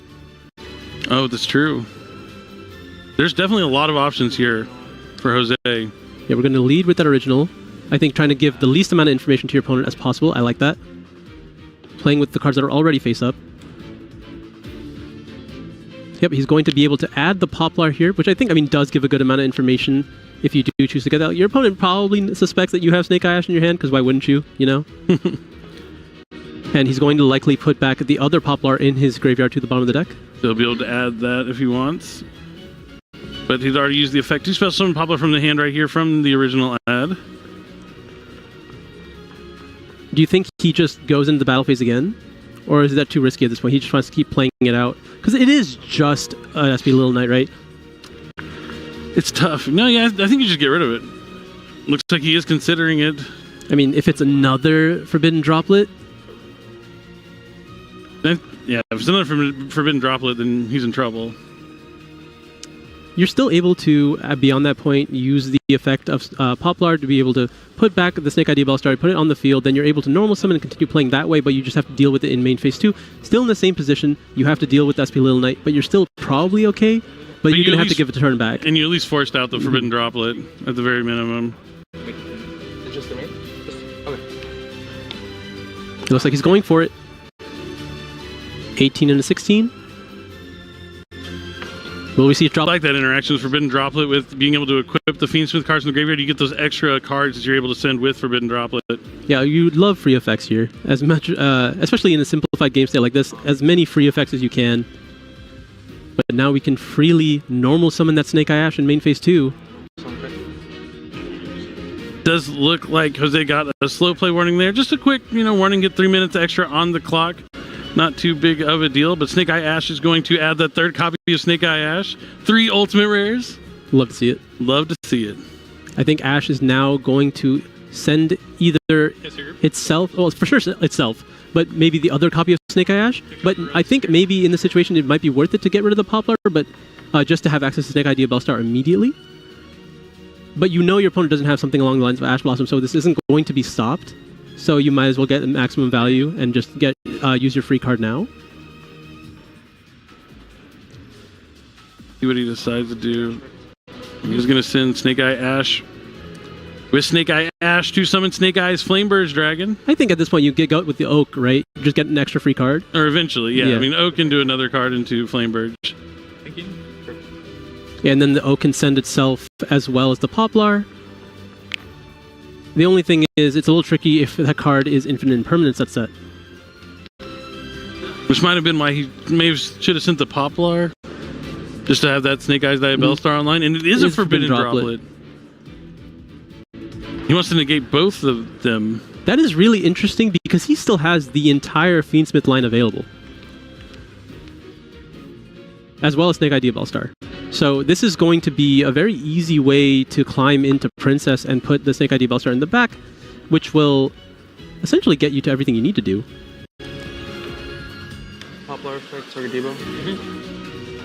There was no imperm set this time, right? Yep, no infinite impermanence has been active, but just making sure, you never want to get caught like that. Both effect monsters go into Moon of the Closed Heaven. That's a Light Fiend, which is going to bridge into Fiend Smith's Requiem. Looks like there's still another copy in the deck. If he doesn't have Tracked in the deck, but he does have it in the graveyard. Here comes Engraver. Opponent still having some Fiend Smith engine in his graveyard, but not a whole lot. When you are able to resolve most of your combo here, this should be a lock for Jose if he's able to just get the lines across. Special summon Snake Eye Bellstar and going probably to putting back just like one of those 3 ashes. Fire. One of the 4, maybe even the Ash Blossom will do. Yeah, we have to say Snake Eye Ash all the way out now because you no longer just call it Ash. There's definitely a difference between Snake Eye Ash and Ash Blossom and Joy Spring. Now he's going to link the 2 monsters away into Fiend Smith's sequence. So let him fusion summon from the graveyard by shuffling back materials. Yeah, I think he does have to go for the Lacrima here. Just get the additional body so you can climb into the Promethean Princess.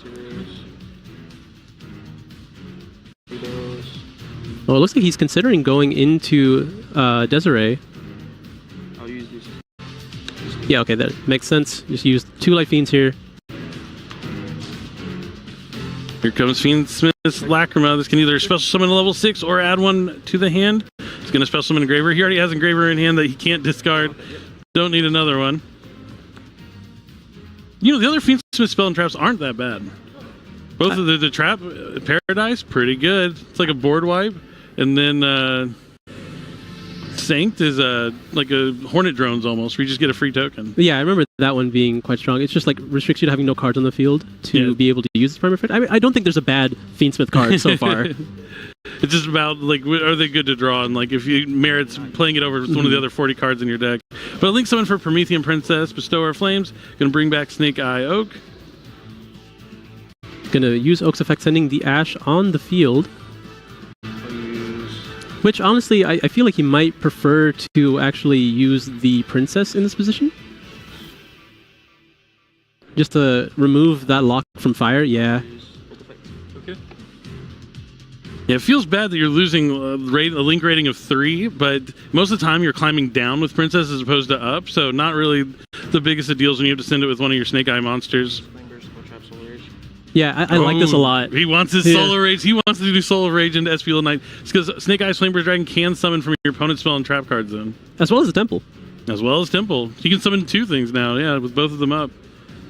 But what does he do with this Engraver that's just kind of sitting there? He's going to summon back another Engraver from his graveyard. This can make Lacrima, right? Because you can use the 2 Engravers on the field as well as the Engraver in the hand. Oh, you can use the track? Yeah, because Fiend Smith's tracked in the graveyard, you can banish it to Fusion Summon. But he's going to go for an overlay for a rank 6, it looks like. That's also pretty good. I hear rank 6s are strong. The options are there. You have so many different options. Oh, it's a Link Summon with the Flameburst because he wants those level 1s back. Going to go into IP. Oh, we have a lot of options now. So the IP will give him access to something along the lines of Appaloosa. He might just do that now, if anything. If I'm Logan Johnson, I'm considering conceding one of these games. Like, I don't... Well, only this one. Conceding this game, like, because you have to worry about the other games that are coming. Opting to just make the Appaloosa now, you have access. If your opponent summons a monster, he's going to immediately take the Rage, and the Rage is going to immediately link with that monster. Pretty strong position to be in. Although he will have to make the choice between activating the Temple or activating the Appaloosa. Yeah, if there's a summon effect that triggers. All right, what does Logan Johnson draw? He's going to need something here. Main phase?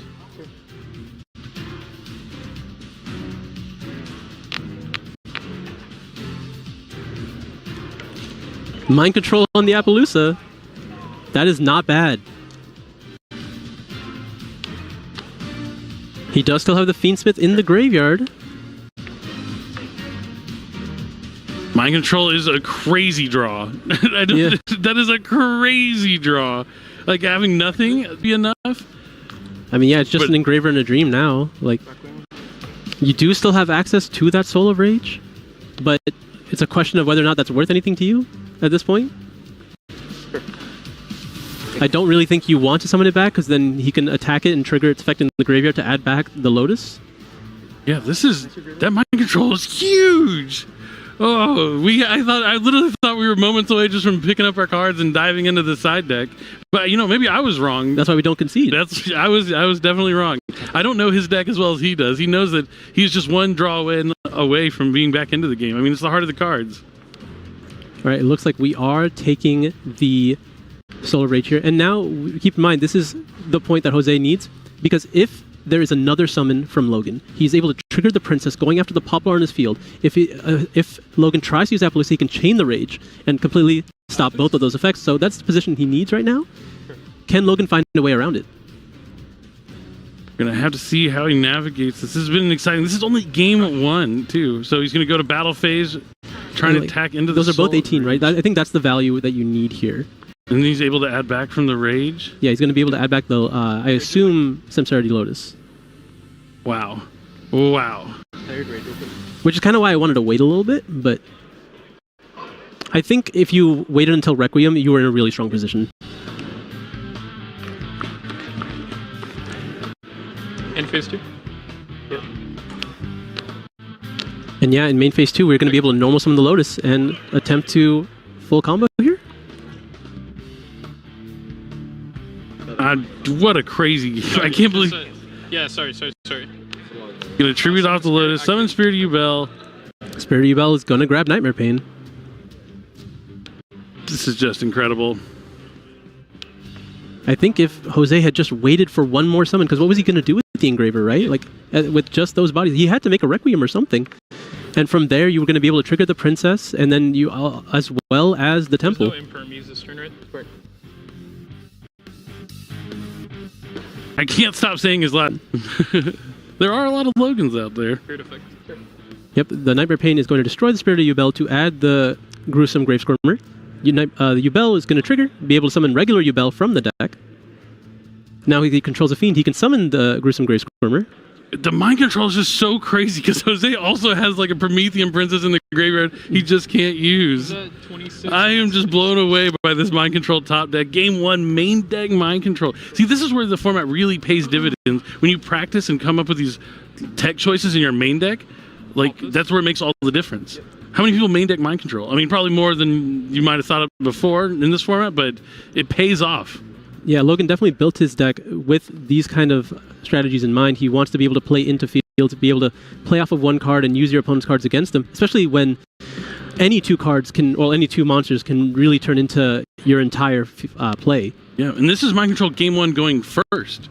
Like, normally, I mean, it's probably a card he sides out when he goes first, typically, but like sometimes those going second cards come up when the game goes beyond a couple turns. Yeah, I mean, Triple Tactics Talents we saw is another card in his deck that was able to really be powerful going first and second. Just in this game, he was able to look at his opponent's hand, try to navigate his turn, knowing what his opponent has access to. And we saw Mind Control, like, you know, trying to do very similar things going second. Oh, was there a time extension? There will be a 3. Okay. It's not I think there might have been another slow play warning, so we get 3 more minutes on the clock. Both players need to play a little bit quicker, but it is a good tense game. This is a tough one. This is a pickle they're both in, and I think both players have made slight missteps that could have potentially cost them the game here, and Jose not cleaning up the line here allowed Logan to be rewarded with the mind control draw, and Logan, you know, could have potentially ended on the Desiree to lock out Jose, but we are still in this position. Phantom Ubel's coming down next. You can shuffle back the materials for it to fusion summon it from your hand, field, or graveyard. Just a Ubel and a Fiend, I believe. Yeah, Fiend I think has to have 0/0 attack. Yeah, Fiend with but 0/0. Most of the cards in your deck do. I suppose you can't use Engraver. True. Here comes Phantom of Ubel.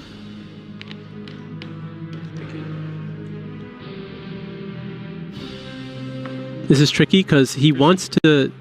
I imagine he wants to try to end the game this turn, but it's not the easiest thing to do with what he has access to.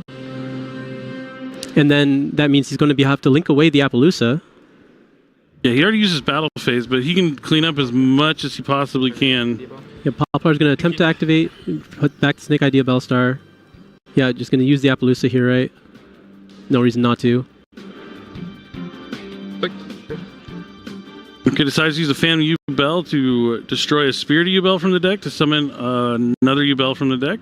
Okay. Now he's going to have Varudis, the final bringer of end times. Oh, actually, I believe Jose's only at... Oh, he's taken 4,000 damage from the last turn alone. So he's at quite low. All it takes is the battle phase here.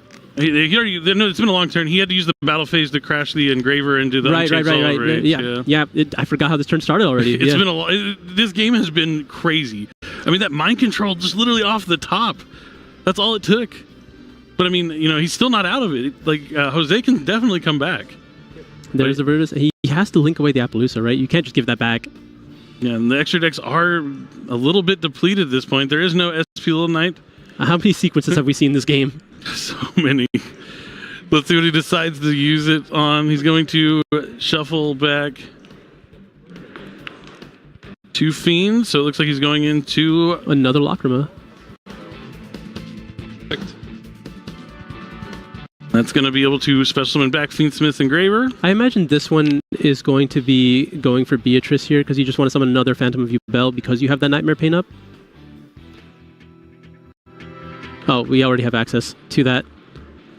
Mind control. I'm just going to keep saying it because it's just crazy. Like, all it took was that one mind control to take the Appaloosa, and now here we are.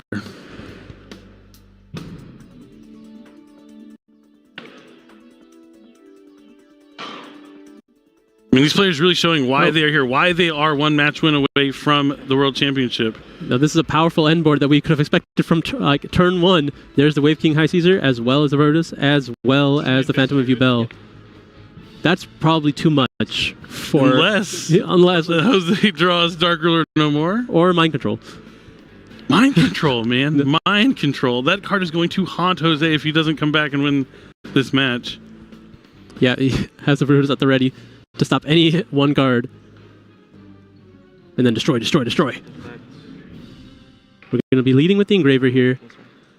An extremely long game 1, but it has been back and forth. But the player who started the game is back in control. But I think you're right. The top deck mind control, the timing on using that Divine Temple to summon the Soul of Rage, I think really played a huge part in this. damage to Jose's life points. After the Caesar negated the effect of Engrave, right? Yeah, and then we're going to game 2. Jose barely losing this one out. The crowd giving them a round of applause because that was a game. That was absolutely a game. That was a very difficult one. Lots of interaction, lots of really just solid draws and solid gameplay. Yeah, just incredible. Now, with the time winding down, Logan up a win already. We saw in one of the earlier matches his first round feature against Pac. He does play Ghost Sisters and Spooky Dogwood? I believe that was Lucas Sacco, but I think... Oh, no, it was Lucas Sacco. That's right. But they're playing very similar lists, yeah. So I imagine those cards are in his deck as well. That's right. It was the other Ubel player that we had. It's definitely going to be a contender this weekend. I mean, I wouldn't be shocked if it walks away with the whole thing. I mean, we should see the power of Fiend Smith Engraver just constantly in the graveyard, going through its own combo and then just putting it all back so you can do it again every single turn. We've seen both players use it every single turn. Yeah, it really goes to show why maybe we should be considering to play stuff like the Bestial monsters, DD Crow. Like, banishing it out of the graveyard is huge. Yeah, really cut off that recursion as fast as you can. Because I think you expect that the games are going to go longer than one turn because both players are trying to play as many points of interaction as they can to either, or whether it be the breakers aside, I don't think they ever expect to end the game in one turn. I think they're going to force out a long grind because they're trading resources into each other. And eventually, that if you have copies of Engraver, that's what's going to hold it for you. Yep, it certainly could be the case. We see Jose citing some extra deck monsters here. That's always cool to see. Yeah, I've been seeing that a lot going with the Snake Eye strategy because, as you mentioned earlier, like you have to make a trade-off when you're putting in all these Fiend Smith cards. There's a lot of cards in the extra deck that you no longer have that room to play, and you still want them as utility in a lot of matchups. And I think people made the concession that a lot of the main deck is made, especially in a format like this. Again, there was only 16 players. You know what is most likely going to be the field because you expect all these other players to have a very like mind. They're going to play the Snake Eye, Fiend Smith Snake Eye. They're going to be playing Fiend Smith Ubel. You see 10-Pie Dragon, maybe a Labyrinth in there. That's what there was the most fringe in this tournament. But for the most part, it is those top 2 or 3 decks. So you are able to take those spots in the side deck for extra deck slots to capitalize on everything else that you have in your main deck. Yeah, it's really tough because like a lot of the reason why a lot of people thought Snake Eye was so strong is not only did they have one way to finish the game with Axis, Kotaker, Selene, that kind of thing, they also had Salamander Great, Raging Phoenix, World Sea Dragon, Zelantis, where once they got to Promethean Princess, you can easily finish the game. But those cards have found their way out of the extra deck to make room for those more consistent cards, let you help play through those interactions that your opponent might have from the hand. So maybe considering siding those cards or other potential options that for the niche matchups, stuff like Dark, the Dark Charmer, Gloomy, and some things that only come up really when you're going second, which I mean I think is something I want in my extra deck a lot of the time because that's the hard part that I struggle with more. But I think people are making the choice that your deck is so strong going first, you want to capitalize and make sure that if you win the dice roll, you guaranteed win that game and you take every extra deck spot that you can for that, and then you just make up for it in the side deck. Sounds like a sound strategy to me. And now the duel starts shuffling up their opponent's decks before they jump into the second game here. If you're just joining us, this is the World's Qualifying Point Playoff. It started with 16 players, not just any 16 players, the 16 players who accumulated the most amount of points throughout the year from competing in regionals and YCSs and events like that. And now they have played off in a single elimination tournament here. We've already have one player who's confirmed going to the World Championship, Ruben. It's going to be exciting to see him there. And then the winner of this match will be joining him along with the top 4 from the NAWCQ that starts tomorrow morning. Prepare for tomorrow and try to come back. And Jonathan is going to stamp his ticket, or sorry, Logan Johnson is going to stamp his ticket to the World Championship. You can't count out Jose yet. We saw just how difficult of a grind that game 1 was. He's prepared to grind out 2 more games here. He just has to be able to go first right now. Take a quick game here and then try to take it back in game 3 because we saw he was going second that game 1. He was able to keep it going for as long as he could, and it was only a slight misstep as well as a top deck mind control that really brought Logan back in that game. So anything can really happen here. Yeah, top decking is a key part of Yu-Gi-Oh! When your opponent top decks, you just got to roll with it and adapt. It looks like our players are shuffled up and ready. We are ready to jump into it. It's game 2 of our second semifinal match here at the World's Qualifying Point Playoff. Yep, this is the only match remaining in the playoff. Jose fighting for his ability to go to that World Championship. Thinking and draw, please. Oh no. I'm looking at Logan's hand. It can get kind of scary. There we go. First time we get to see it this weekend. It's Mulcharmy Perilia. So you can only activate these during the standby phase if you control no cards. But for the rest of the turn, if every time that Jose normal summons or special summons from his hand, it's going to net him a draw. And there is, if you have to put back, so a lot of people don't understand how this card works. You have to put back cards equal to the number of cards on your opponent's field plus 6. So you get to keep, basically you get to keep cards in your hand equal to the number of cards on your opponent's field after you count to 6. Mm-hmm. So if they have 3 cards on the field and you have 9 cards in your hand, you're good to go. Yeah, it basically means you can't have too much of an excess, but a pretty healthy excess. Mm-hmm. So he's going to normal summon the Poplar. That's going to get a draw here from the Mulcharmy. Then he's going to link away into Anima, and Original Sinful Spoils is going to send But it's going to be met with the Ghost Sister and Spooky Dogwood. Okay, so I had the player wrong, but the card is still there. Mm-hmm. The Mulcharmy and Spooky Dogwood combo. Jose does not really want to continue his turn much further at all, but he's going to have to. Oh, but he does have a copy of Skill Drain in his hand that's going to be able to potentially turn off Logan's turn, and just all he needs is to have it passed back. And it's going to be summoned from the hand, so he has to give a card from the Mulcharmy. No, he had to original from the hand. Oh, that feels so... It already feels bad, but yeah, when you're under Mulcharmy Perilia, then it's extra bad. And he's using the Oak effect to summon back the Poplar. That's some extra life for Logan. It's a 9 and a 7. 1600 is light though, as far as the amount of life that you can gain. Easy to recover. You have to end on something at least potent enough to pair with your skill drain. Yeah, I mean, he's looking to end with his field with the least number of cards possible so he can get to that number that Logan's going to have to shuffle back. Looks like there's a Flame Burge here. Swing to 99, 11, 9. I think at this point this might be where you end it. Oh, 12. Not really much further to go from here. Yes. I'll go Flame Burst.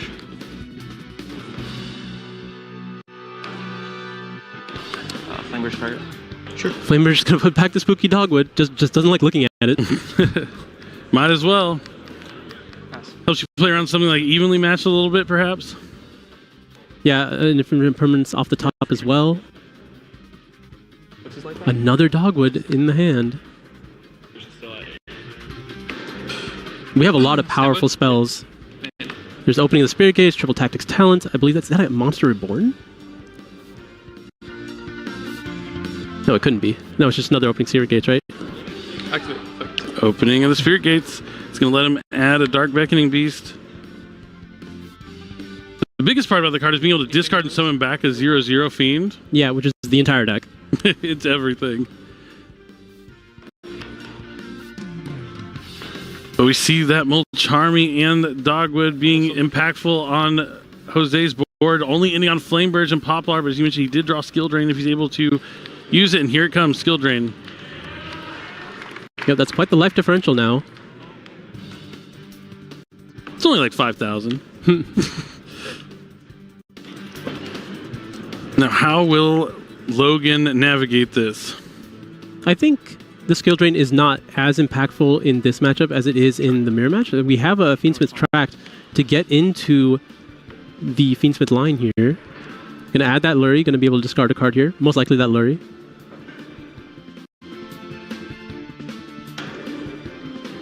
And the Lurie goes down, be able to special summon itself from its own effect. A lot of effects are in the graveyard here for this deck, so...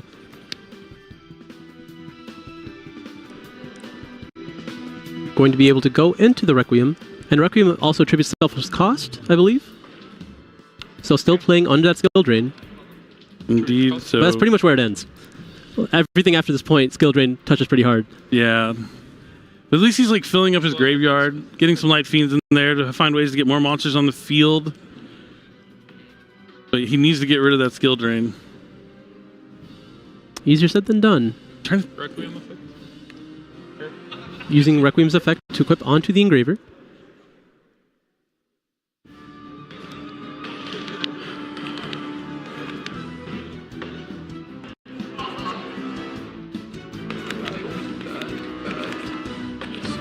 Logan considering his options, but he has to be kind of careful here. He already has a slow play warning.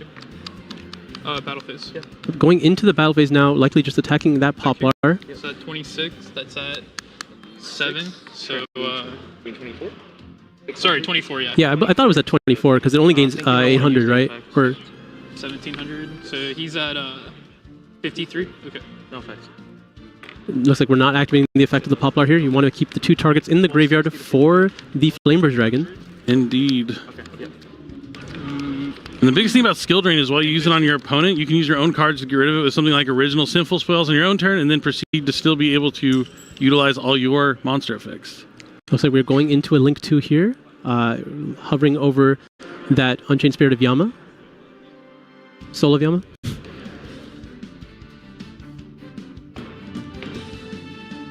Guard Lotus to be able to summon back the Lotus. Lotus again, another tribute effect, so you are able to use it, but unfortunately everything that's going to summon is not going to be of value, but you are going to be able to contact fuse into the Phantom of Ubel if that is what you're going for. You'll still be able to use the Phantom Ubel since it tributes it off the field for cost. I guess setting up having Yama in the graveyard. Oh, Yama! No, Yama destroys your own cards. I'm just trying to think, how can you get rid of the skill drain?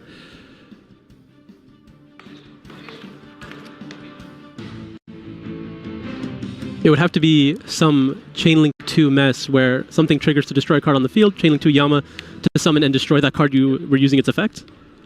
Yeah. There's a world. So he sets 3 cards face down, full spell and trap zone. Interesting. Draws. He has the Flamebirds on the field. He has access to original in the graveyard already, right? Thinking it's down. Sure. He definitely does. He's going to have to put back one of those level 1s. Go back Oak. Sure. The original, you get to banish to put back Snake Eye or Diabell Star to the bottom of your deck and add... In fact, sending the skill drain to summon back that oak? Sure. Nice. Looks like that is what he is doing. Yep, and there it is, immediately hitting back on the field. Snake Ash. Sure. Oak is going to target the Ash. Ash is going to be able to use its effect, get a Poplar. Results. Everything is good. Poplar is going to be able to grab that Divine Temple here. Temple is going to be able to put the Snake Eye Diabell Star on the field. Okay, I'm going to think here. Oh, filling up his spell and trap card zones means he won't be able to push back the Spirit of Ubel. That's something. That is something. You just have to find another way to get it off the field. Is that how it works? If there's no open spell trap zone, or does it just get sent to the grave? I think if there was an open one and then it gets filled when you chain the effect, it would go to the graveyard. Okay. But I don't think you can activate it if there's not an open spell and trap card zone to go to. Okay. Well, let's just make a Desiree instead then. Or we can, go ahead and try to cut off one of those unknowns here. He's making room. He's making room for his Flamebirds. That's what he's doing. He wants to be able to push that Spirit of Ubel back. Because Spirit of Ubel, when it's destroyed, can summon another Ubel. Oh, it's a Forbidden Droplet. That's a great position to do it here. Yep. You don't really care too much about these cards. Yep. And now there's a lot of room. Now there's plenty of room. Very true. He's going to go ahead and send the talent as well. I mean, that is just fine. Yeah, things are looking really good here for Jose. Go ahead and link off into... Princess? Yeah, Promethean Princess. You're able to go ahead and special summon back off of the... Back someone back. Yep, and the Princess is going to be able to summon back the Flamebird. Flamebird's going to push back the Ubel. Sure. Push it. Okay. Now you can just go to battle phase. Well, there's a Yama on the field. There's a Yama on the field, and there's a lot of life points. Oh, yeah, he does have... I forgot he's at 12,600. They have a... I don't know if the time includes the time extension. You have to link away. This is the awkward part. You need a fire monster to make with the Hida. I don't know if you have one at this point. This is only game 2, right? This is only game 2. So if Jose wins this one, we are going to a game 3. He has to do 5,400 points of damage. No, he has to do 7,400. Oh, the timer does include the extension, so we are in time. All right, we made it to the battle phase. The temple is boosting these monsters by a lot. Yep, 1,100 each. It is. That should be enough. It's definitely more, like, it'll at least make up for the deficit. 11,400 minus... No. Oh, this was something back here. Yes. Yep, the Flamebird is at 3,000 since it went to the graveyard and came back. Yeah, none of these monsters were under the effect of Forbidden Droplet. All those monsters got linked away. I think, the Oak was. But that makes not much of a difference, a few hundred. So these attacks, 27. That puts him at... I have you at... Should be enough, I feel like. I mean, it's 57 with just the Princess and the Flamebirds minus the 18 from the Yama, and the other ones make up for the Yama attack for sure. Hold on. This is 1,000? Yeah. They're just running the numbers to make sure it's right, because this will push us to a game 3. 27. Well, this has been the best match I've seen in a long time. Hold on. Just two extremely powerful decks duking it out and showing what they can do. I love it. Yeah. I love it. That, right? Yeah. Sets it to half of... So it's at 1,000. Yeah, this was already here. So it's at 1,000. Okay, so it was at... I'm not going to help them do the math. I'm just going to wait and listen and see where they go to. There's a lot of capable people here. They can do the math. Oh, that's only 27. 27? Only 27. 200. And then 18. And then 18. Yeah, that should be plenty. 18? Okay. I got that. Okay, that's 2,000. 27. That's 47 total right there. And then... Just 47 plus 2. Can we get this man a calculator?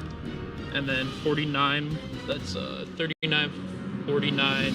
How do they? I don't understand how no one has a calculator on that stage. Maybe that's something we can add to the list of supplies we need. A calculator. Math hard. It's a little more complicated when like attacks are halved and then they're boosted afterwards. I mean, it is 7,300 that he has to do for the difference, right? It's a lot. It's 74. I mean, 73 to even it out, yeah. I guess it's 7301. Yes. No siding. Yep. And then after you guys have presented your decks, you're going to roll to determine who goes first or second. Okay, yeah, so we confirmed we're going to game 3. Okay, so it is enough damage. It looks like it should be. You got 6 monsters. 3 of those monsters are boosted by 1,100. Okay. And then 2 turns apiece. So we're going to game 3. There are no draws. This is single elimination. It couldn't get more exciting than this. Yeah, this is as tense as it could be. Now, again, remind me, how does this work in the situation where they're going into game 3 in single elimination? They cannot side. Turns, yeah. No siding. Is it not just immediately sudden death? Oh, no side. Yeah, no side deck. So that means he's going to have that Mulcharmy in his deck going first. Whoever's up in well, that's the thing. Like, but he has the Dogwood too. Who has the choice? Is it just... Oh, you have to roll, I think. Yeah, you have to roll to see who starts. Yeah, I think you roll to see who goes first. Well, to see if that is what they end up doing. So there's no siding whatsoever. We don't reset our decks. No side decks. Just gotta play with what you have. That means he's going second with skill drains in his deck. Oh. Potentially, yeah. Potentially, unless they roll the die, yeah. Or do I get to decide? I don't get to decide because I lost? Nope, you have to roll a die. Yep. Always such an interesting... It's very rare to see this happen. It only happens when we are in that single elimination and a game finishes already in time to force the game 3. That's different from what he just said. No. I mean, like, you'll have max. Oh, man. This is so intense. And, like, it's not like there's just, getting to the next round on the line. Like, the World Championship is on the line. They are playing for everything right now. So it's... Okay, so it's 0, 1, 2, 3. Assuming you are going first, yes. On turn 0? Okay. So I apologize. 0, 1, 2, 3. The classic turns. If you were to start 0, 1, 2, 3, end of your turn, then whoever's up at life, will win. Okay. All right, if we can get these decks presented. Yeah, you can feel how tense both these players are. They've had to fight so hard to just get to this point. I'm having heart palpitations. Yeah. I'm hurting over here. My anxiety's going off the roof, and I'm not even competing. I feel for these players, and both deserve to be there. They both had fantastic years, and now it's going to come down to this last final game in turns. Even though this will be the end after for Friday, the main event doesn't even start till tomorrow. This is just a pre-show.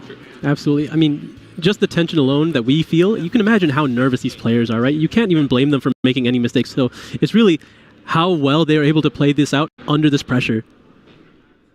Yeah, the opportunity to go to the World Championships is not something that comes around every day, so it can really add a lot of pressure, especially being on stage. Everyone's watching at home. Everyone's watching that's here. Okay. But it comes all down to this. Yeah, I mean, I suppose you really do have the next 2 days, but you really want to lock it down right now. Oh, yeah.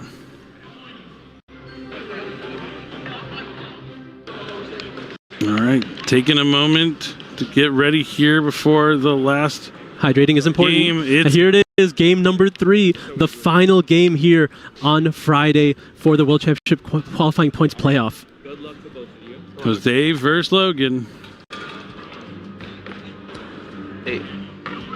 One final die roll, one we didn't think we'd have to see, an 8 to an 11. And we're back to seeing how it went. Going first will be Jose. You lose a turn of being able to attack if you're in turns doing that, because your first turn you won't be able to do any damage. But you can do that 1200 from Lacrima. Yeah, and just being able to potentially do your entire combo uncontested. We'll see if Logan has any of those power cards that he had in the last game. We're going to be leading with a 1-for-1, discarding a copy of Ghost Ogre and Snow Rabbit. Sure. And there is not...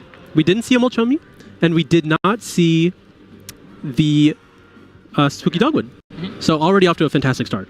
Yep, starting with Snake Eye Ash, and that's going to resolve. He's going to add Snake Eyes Poplar. I imagine we're going to see things roll pretty as expected now. Sure.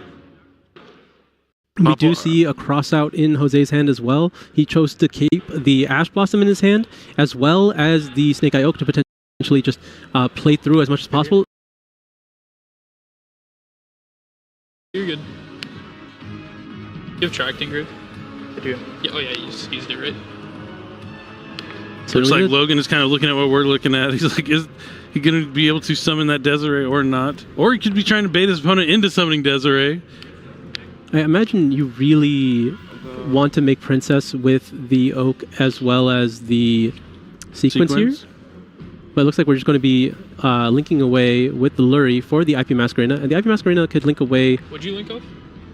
It was the Oak and the Lurie. The IP Masquerena could link away with the Lacrimosa, but then we're really cutting off any access to Tract here. It looks like, yeah, he's just going to go for Appaloosa IP Desiree. Which is fine. With Divine Temple for Snake Eye Ash. Yeah. Not bad. Not bad at all, but yeah, not having that Princess Yeah. kind of makes you a little more vulnerable to those board breaking kind of cards, but Okay. with Desiree you can kind of play around those. You're good. Yeah. And we have to remember that this game, they did not get to side deck before this game since it started in time, but they are side decked like Logan's going second and Jose was going first. This is still appropriate for the cards in each one of their decks. Okay. Going to use Tract, going to fuse with those 3 monsters on the field. You're cutting yourself. I think the only other Light Fiend that's available besides those 3 right there, or it probably just is the Engraver, right? So if you want to, you have to put back the Engraver. Because you're not going to put back the sequence. Oh, for the damage? Yeah. But you still take the damage. It's a choice. Do you want to cut yourself off? Because you still can get access to it from just throwing 2 bodies on the field. But it looks like, yeah, you are. You're going to put back the Fiend Smith Engraver for the effect of Lacrima. Get that 1,200 points of damage in right now because you're already in time. And he still has that other Engraver in the grave, right? Yeah, I think there's only one, right? Oh, no, it's the same one he added back and discarded for the track. That's right. Would have been a pretty easy decision otherwise. But now we are able to set the cross out, have Ash in hand. Lots of interruption here. This is good. We'll see how many power spells Logan has to deal with it. I mean, he's going to need Dark Ruler no more plus drop. There is a Tactics, but that's going to be met with likely a copy of Crossout Designator. Main phase. It looks like a powerful hand. We're going straight into the main phase here. Not an immediate slap down of the Dark Ruler no more. This is so that was turn 0. Now we're on turn 1. Mm-hmm. Jose only has 1 turn left here. Oh, there's a Snatch Steal. And that's that secret rare out of Battle of Legend Terminal Revenge. I still need to get my quarter century secret rare, but it looks beautiful in secret rare. This is going to take a Desiree from me every time. I don't want to let him have the Appaloosa, especially because you know you have something for the Triple Tactics. Assuming there is a copy of it in his deck. I imagine it would be. He has a pretty good idea of what cards are in Logan's deck. I imagine that would be in his deck. Potentially. Yep. There's a Desiree. All right, 1 card down, 5 to go. Anything on res? Nope. Well, is the Snatch Steal still face up on the field? I don't think so, right? Yeah, if it doesn't resolve, it doesn't equip to anything. I believe. Maybe not, because it doesn't negate the activation. Yeah. Well, this here it is. Is it crossout designator or not? It might just not be in his deck. He could just chain IP to go into SP and then banish the SP, but then he loses. He'll have to use an Appaloosa negate also. Oh no, he is going to chain IP. He doesn't have a crossout in his deck. Yep. So he's going to chain IP Masquerena to really link summon. Oh, and a princess. Oh, to give him the princess, so he's locked into fire. That's crazy. Ooh, dangerous, but I like it. Dangerous, but I like it. He gets another turn, so like this is plenty enough if he gets to keep the princess. Now, does he have a tribute summon for Engraver? That's what he needs here, but... Or a fire monster in his extra deck that might not be there. It's crazy because if he tribute summons Engraver, he gets to summon the Snake Eye Ash, which means he'll be able to trigger the princess on the next summon. Oh, Jose, man, Jose. That's what I'm talking about. That's what I'm talking about. Love these plays. That's why he's here. That's why he's one game win away. That was a smart play. Okay, we're going to be activating the Engraver here.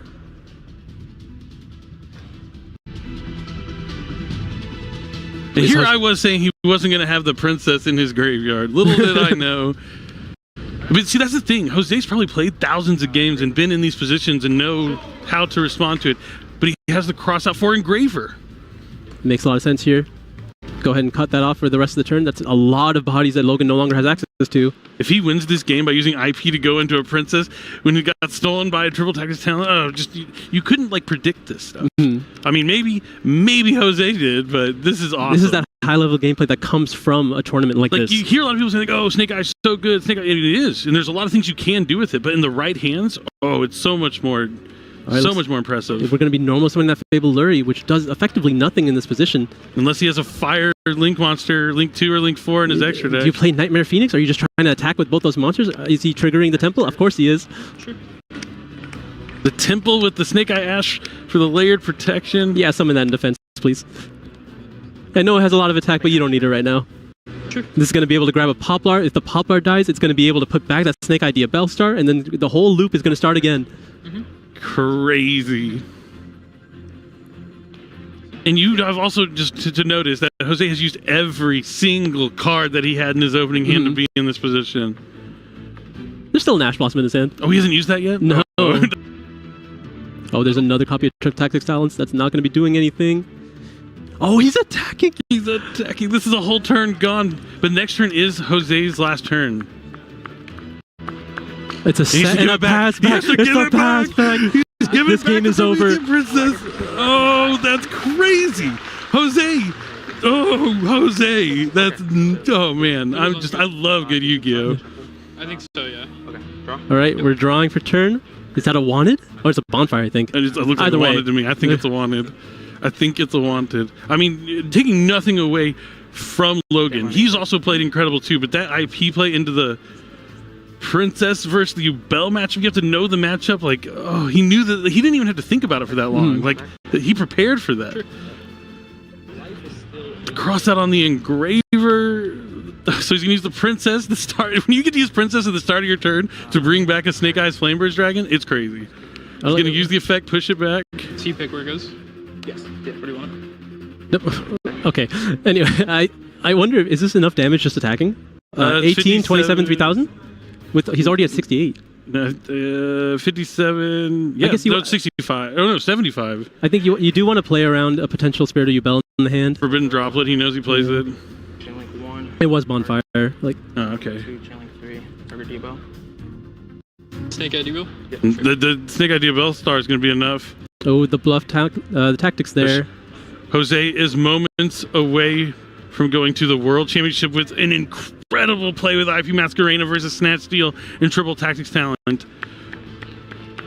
Battle? Time to go battle. And battle phase.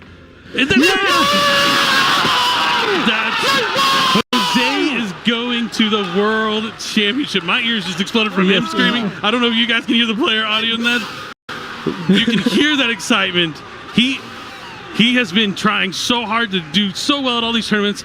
We had a feature match with him a while back. He came up to me afterwards and was like, I could have done this, this, and this. I apologize. I'll play better next time. And he came through here, and now he gets the biggest reward of them all to represent North America at the World Championships in Seattle. This was a beauty to see. Both him and Ruben have been fighting for this all season. They've been fighting for it their whole Yu-Gi-Oh career.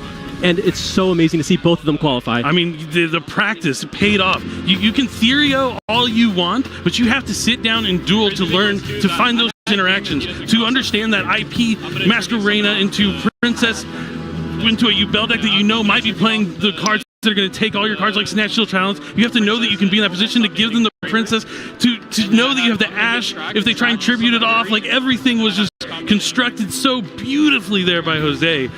Oh man. What did I tell you? You grind out past that game 1. The game 1 was a war, but he was able to take it back in games 2 and 3. Just incredible. That is just incredible. You know, yeah, you said Ruben and Jose, 2 players who've just been relentlessly playing. I mean, everyone that competed in the World Qualifying Point Playoff, you know they've been playing a lot this past year. Some more than the others. And the desire, that burn. You see there's Ruben giving a handshake, knowing that them two are the first North America representatives that are going to be competing at the World Championship in Seattle. 2 friends already qualified for the World Championship together. Just incredible. And none of those games were easy. Even that game 1, he was so close to winning, going second in game number 1. And that top deck mind control really, turned the game back around. But wow, what incredible. I love good Yu-Gi-Oh! Peak gameplay comes from all the brand new cards from Infinite Forbidden. We saw how the Fiend Smith cards really just took over the entire meta, but like for a good reason, right? It's a lot of flexibility that we see, and it comes down to the players to be able to use that flexibility and understand what you can do with these cards. Yeah, you can talk about how good Snake Eye, Fiend Smith Snake Eye is all day long. You can say how powerful these cards are, how impressive it can be, but when it comes down to it, like the games don't play out every way you theory them out all the time. Like you're playing against somebody. They have Yu-Gi-Oh cards in their hand that are going to make the things interact in different ways than you've never seen before. And the only way to really get it down is to play more Yu-Gi-Oh! And to see it pay off for someone like Jose, just beautiful. Yeah, this is something that we see every year with the playoffs since they've happened. The people that play the most, that put in the most work, they get rewarded.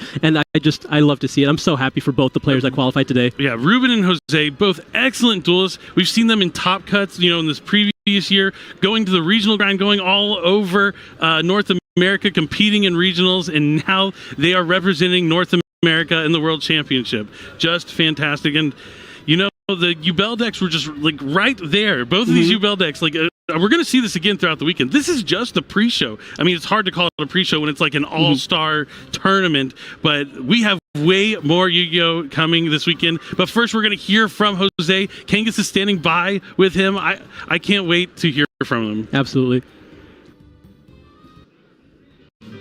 Thank you very much, Billy, and a solid everybody here. Round of applause for Jose, qualifying for his first ever WCS. And I want to start off with that, Jose. How does it feel? I know that this is a big moment for you because this is your first time that you will be going. I had a lot of ups and downs this season. I just put in, a tremendous amount of work, and it just shows that like anyone can do it. Anyone can be up here and do this exact same thing. I'm nothing special. I'm lost for words. Just happy for my friends. Happy Ruben's getting to go. Yeah, I'm just really happy. I mean, you say nothing special, but I heard from some people out in the audience that you have not been playing Yu-Gi-Oh for that long. It was 2019, is that correct? Around then? 2020. Yeah, I started around, I went to one regional, and then a month later, COVID happened. So I didn't really get to play too much. My first YCS was YCS Charlotte. I got 33rd, unfortunately, but I'm very happy. Sounds pretty special to me, Jose. I want to give you an opportunity to reflect on the last couple of years and what Yu-Gi-Oh has meant to you, because before going live, you said, I just love this game, man. So what does this moment mean to you? It means the world. I mean, I play because I love the game. I don't care about the prizing. I just want to be up here and compete. I think it's the best game, and that's what I want to do. Well, I'm happy to hear. I got a question. What are you most looking forward to? I'm looking forward to, it's a new experience. It's different. I play cubes, so it's going to kind of remind me of that because it's like different ban lists. I get to meet a lot of cool people. I wish it was in Japan. That would be insane, but it's in Seattle. It's okay. We'll just have to go again whenever it's in Japan. But yeah, I'm just looking forward to it. Now, you're also, like you had said, 2020 when you started playing this game. What advice do you have for other duelists that are looking to compete at this level and striving to make it to the WCS? Anyone or any moment or when you walk by a round of Yu-Gi-Oh that you play, you know, like, it's hard. The game, I wouldn't want to play it if it was easy to be good at, but if you just put in the work, you soak up information, you become a sponge of the game, the results will show. All right, well, thank you so much for coming on, Jose. Another round of applause for our second qualifying player, and now we're going to send it back over to the casters. What perfect answers. It's so spoken like a true champion. I tell people all the time, like, what does it take to win? They always ask me, what do you do to win? You have to love the game. If you're not enjoying it, then what are you doing? It's a lot easier to do well when you're having fun while you're doing it. And it seems like he is a big fan of Yu-Gi-Oh! Yeah, for the love of the game personified, I think, by Jose here. Yeah, it's incredible. And I can't wait to see how he's going to do at the World Championship. You know, I'm going to, you know, I always like to talk. You and me, we competed at the World Championship in 2017 when the World's Points playoff first started. It wasn't a playoff back then. It was just for this first year. Only the top 2 got to go. But this year, it's going to be in previous years. They played top 16. You get to play it out, have a little more chance to get more people into it. But then this is where the true test begins. The nerves settle in. How are you going to do? How are you going to prepare for the World Championship? I think he's going to do pretty well. I think he's not going to be one of the people that kind of takes it off. He's going to test, and I can't wait to see it. He clearly cares a lot. Both these players, everyone that's qualified to this point, they've put in the time and effort, and they've been rewarded thus far. They're not going to start slacking now. Definitely not. Now we're going to throw back to Kangas for the trophy presentation and see these duelists in all their glory before they get to go off to the World Championship. Take it away. Thank you once again, Billy. We are here on stage with the 2 players that have qualified for the World Qualifying Point thing left to do, and that is to give you your prizing. Let's please invite head judge Paul to the stage.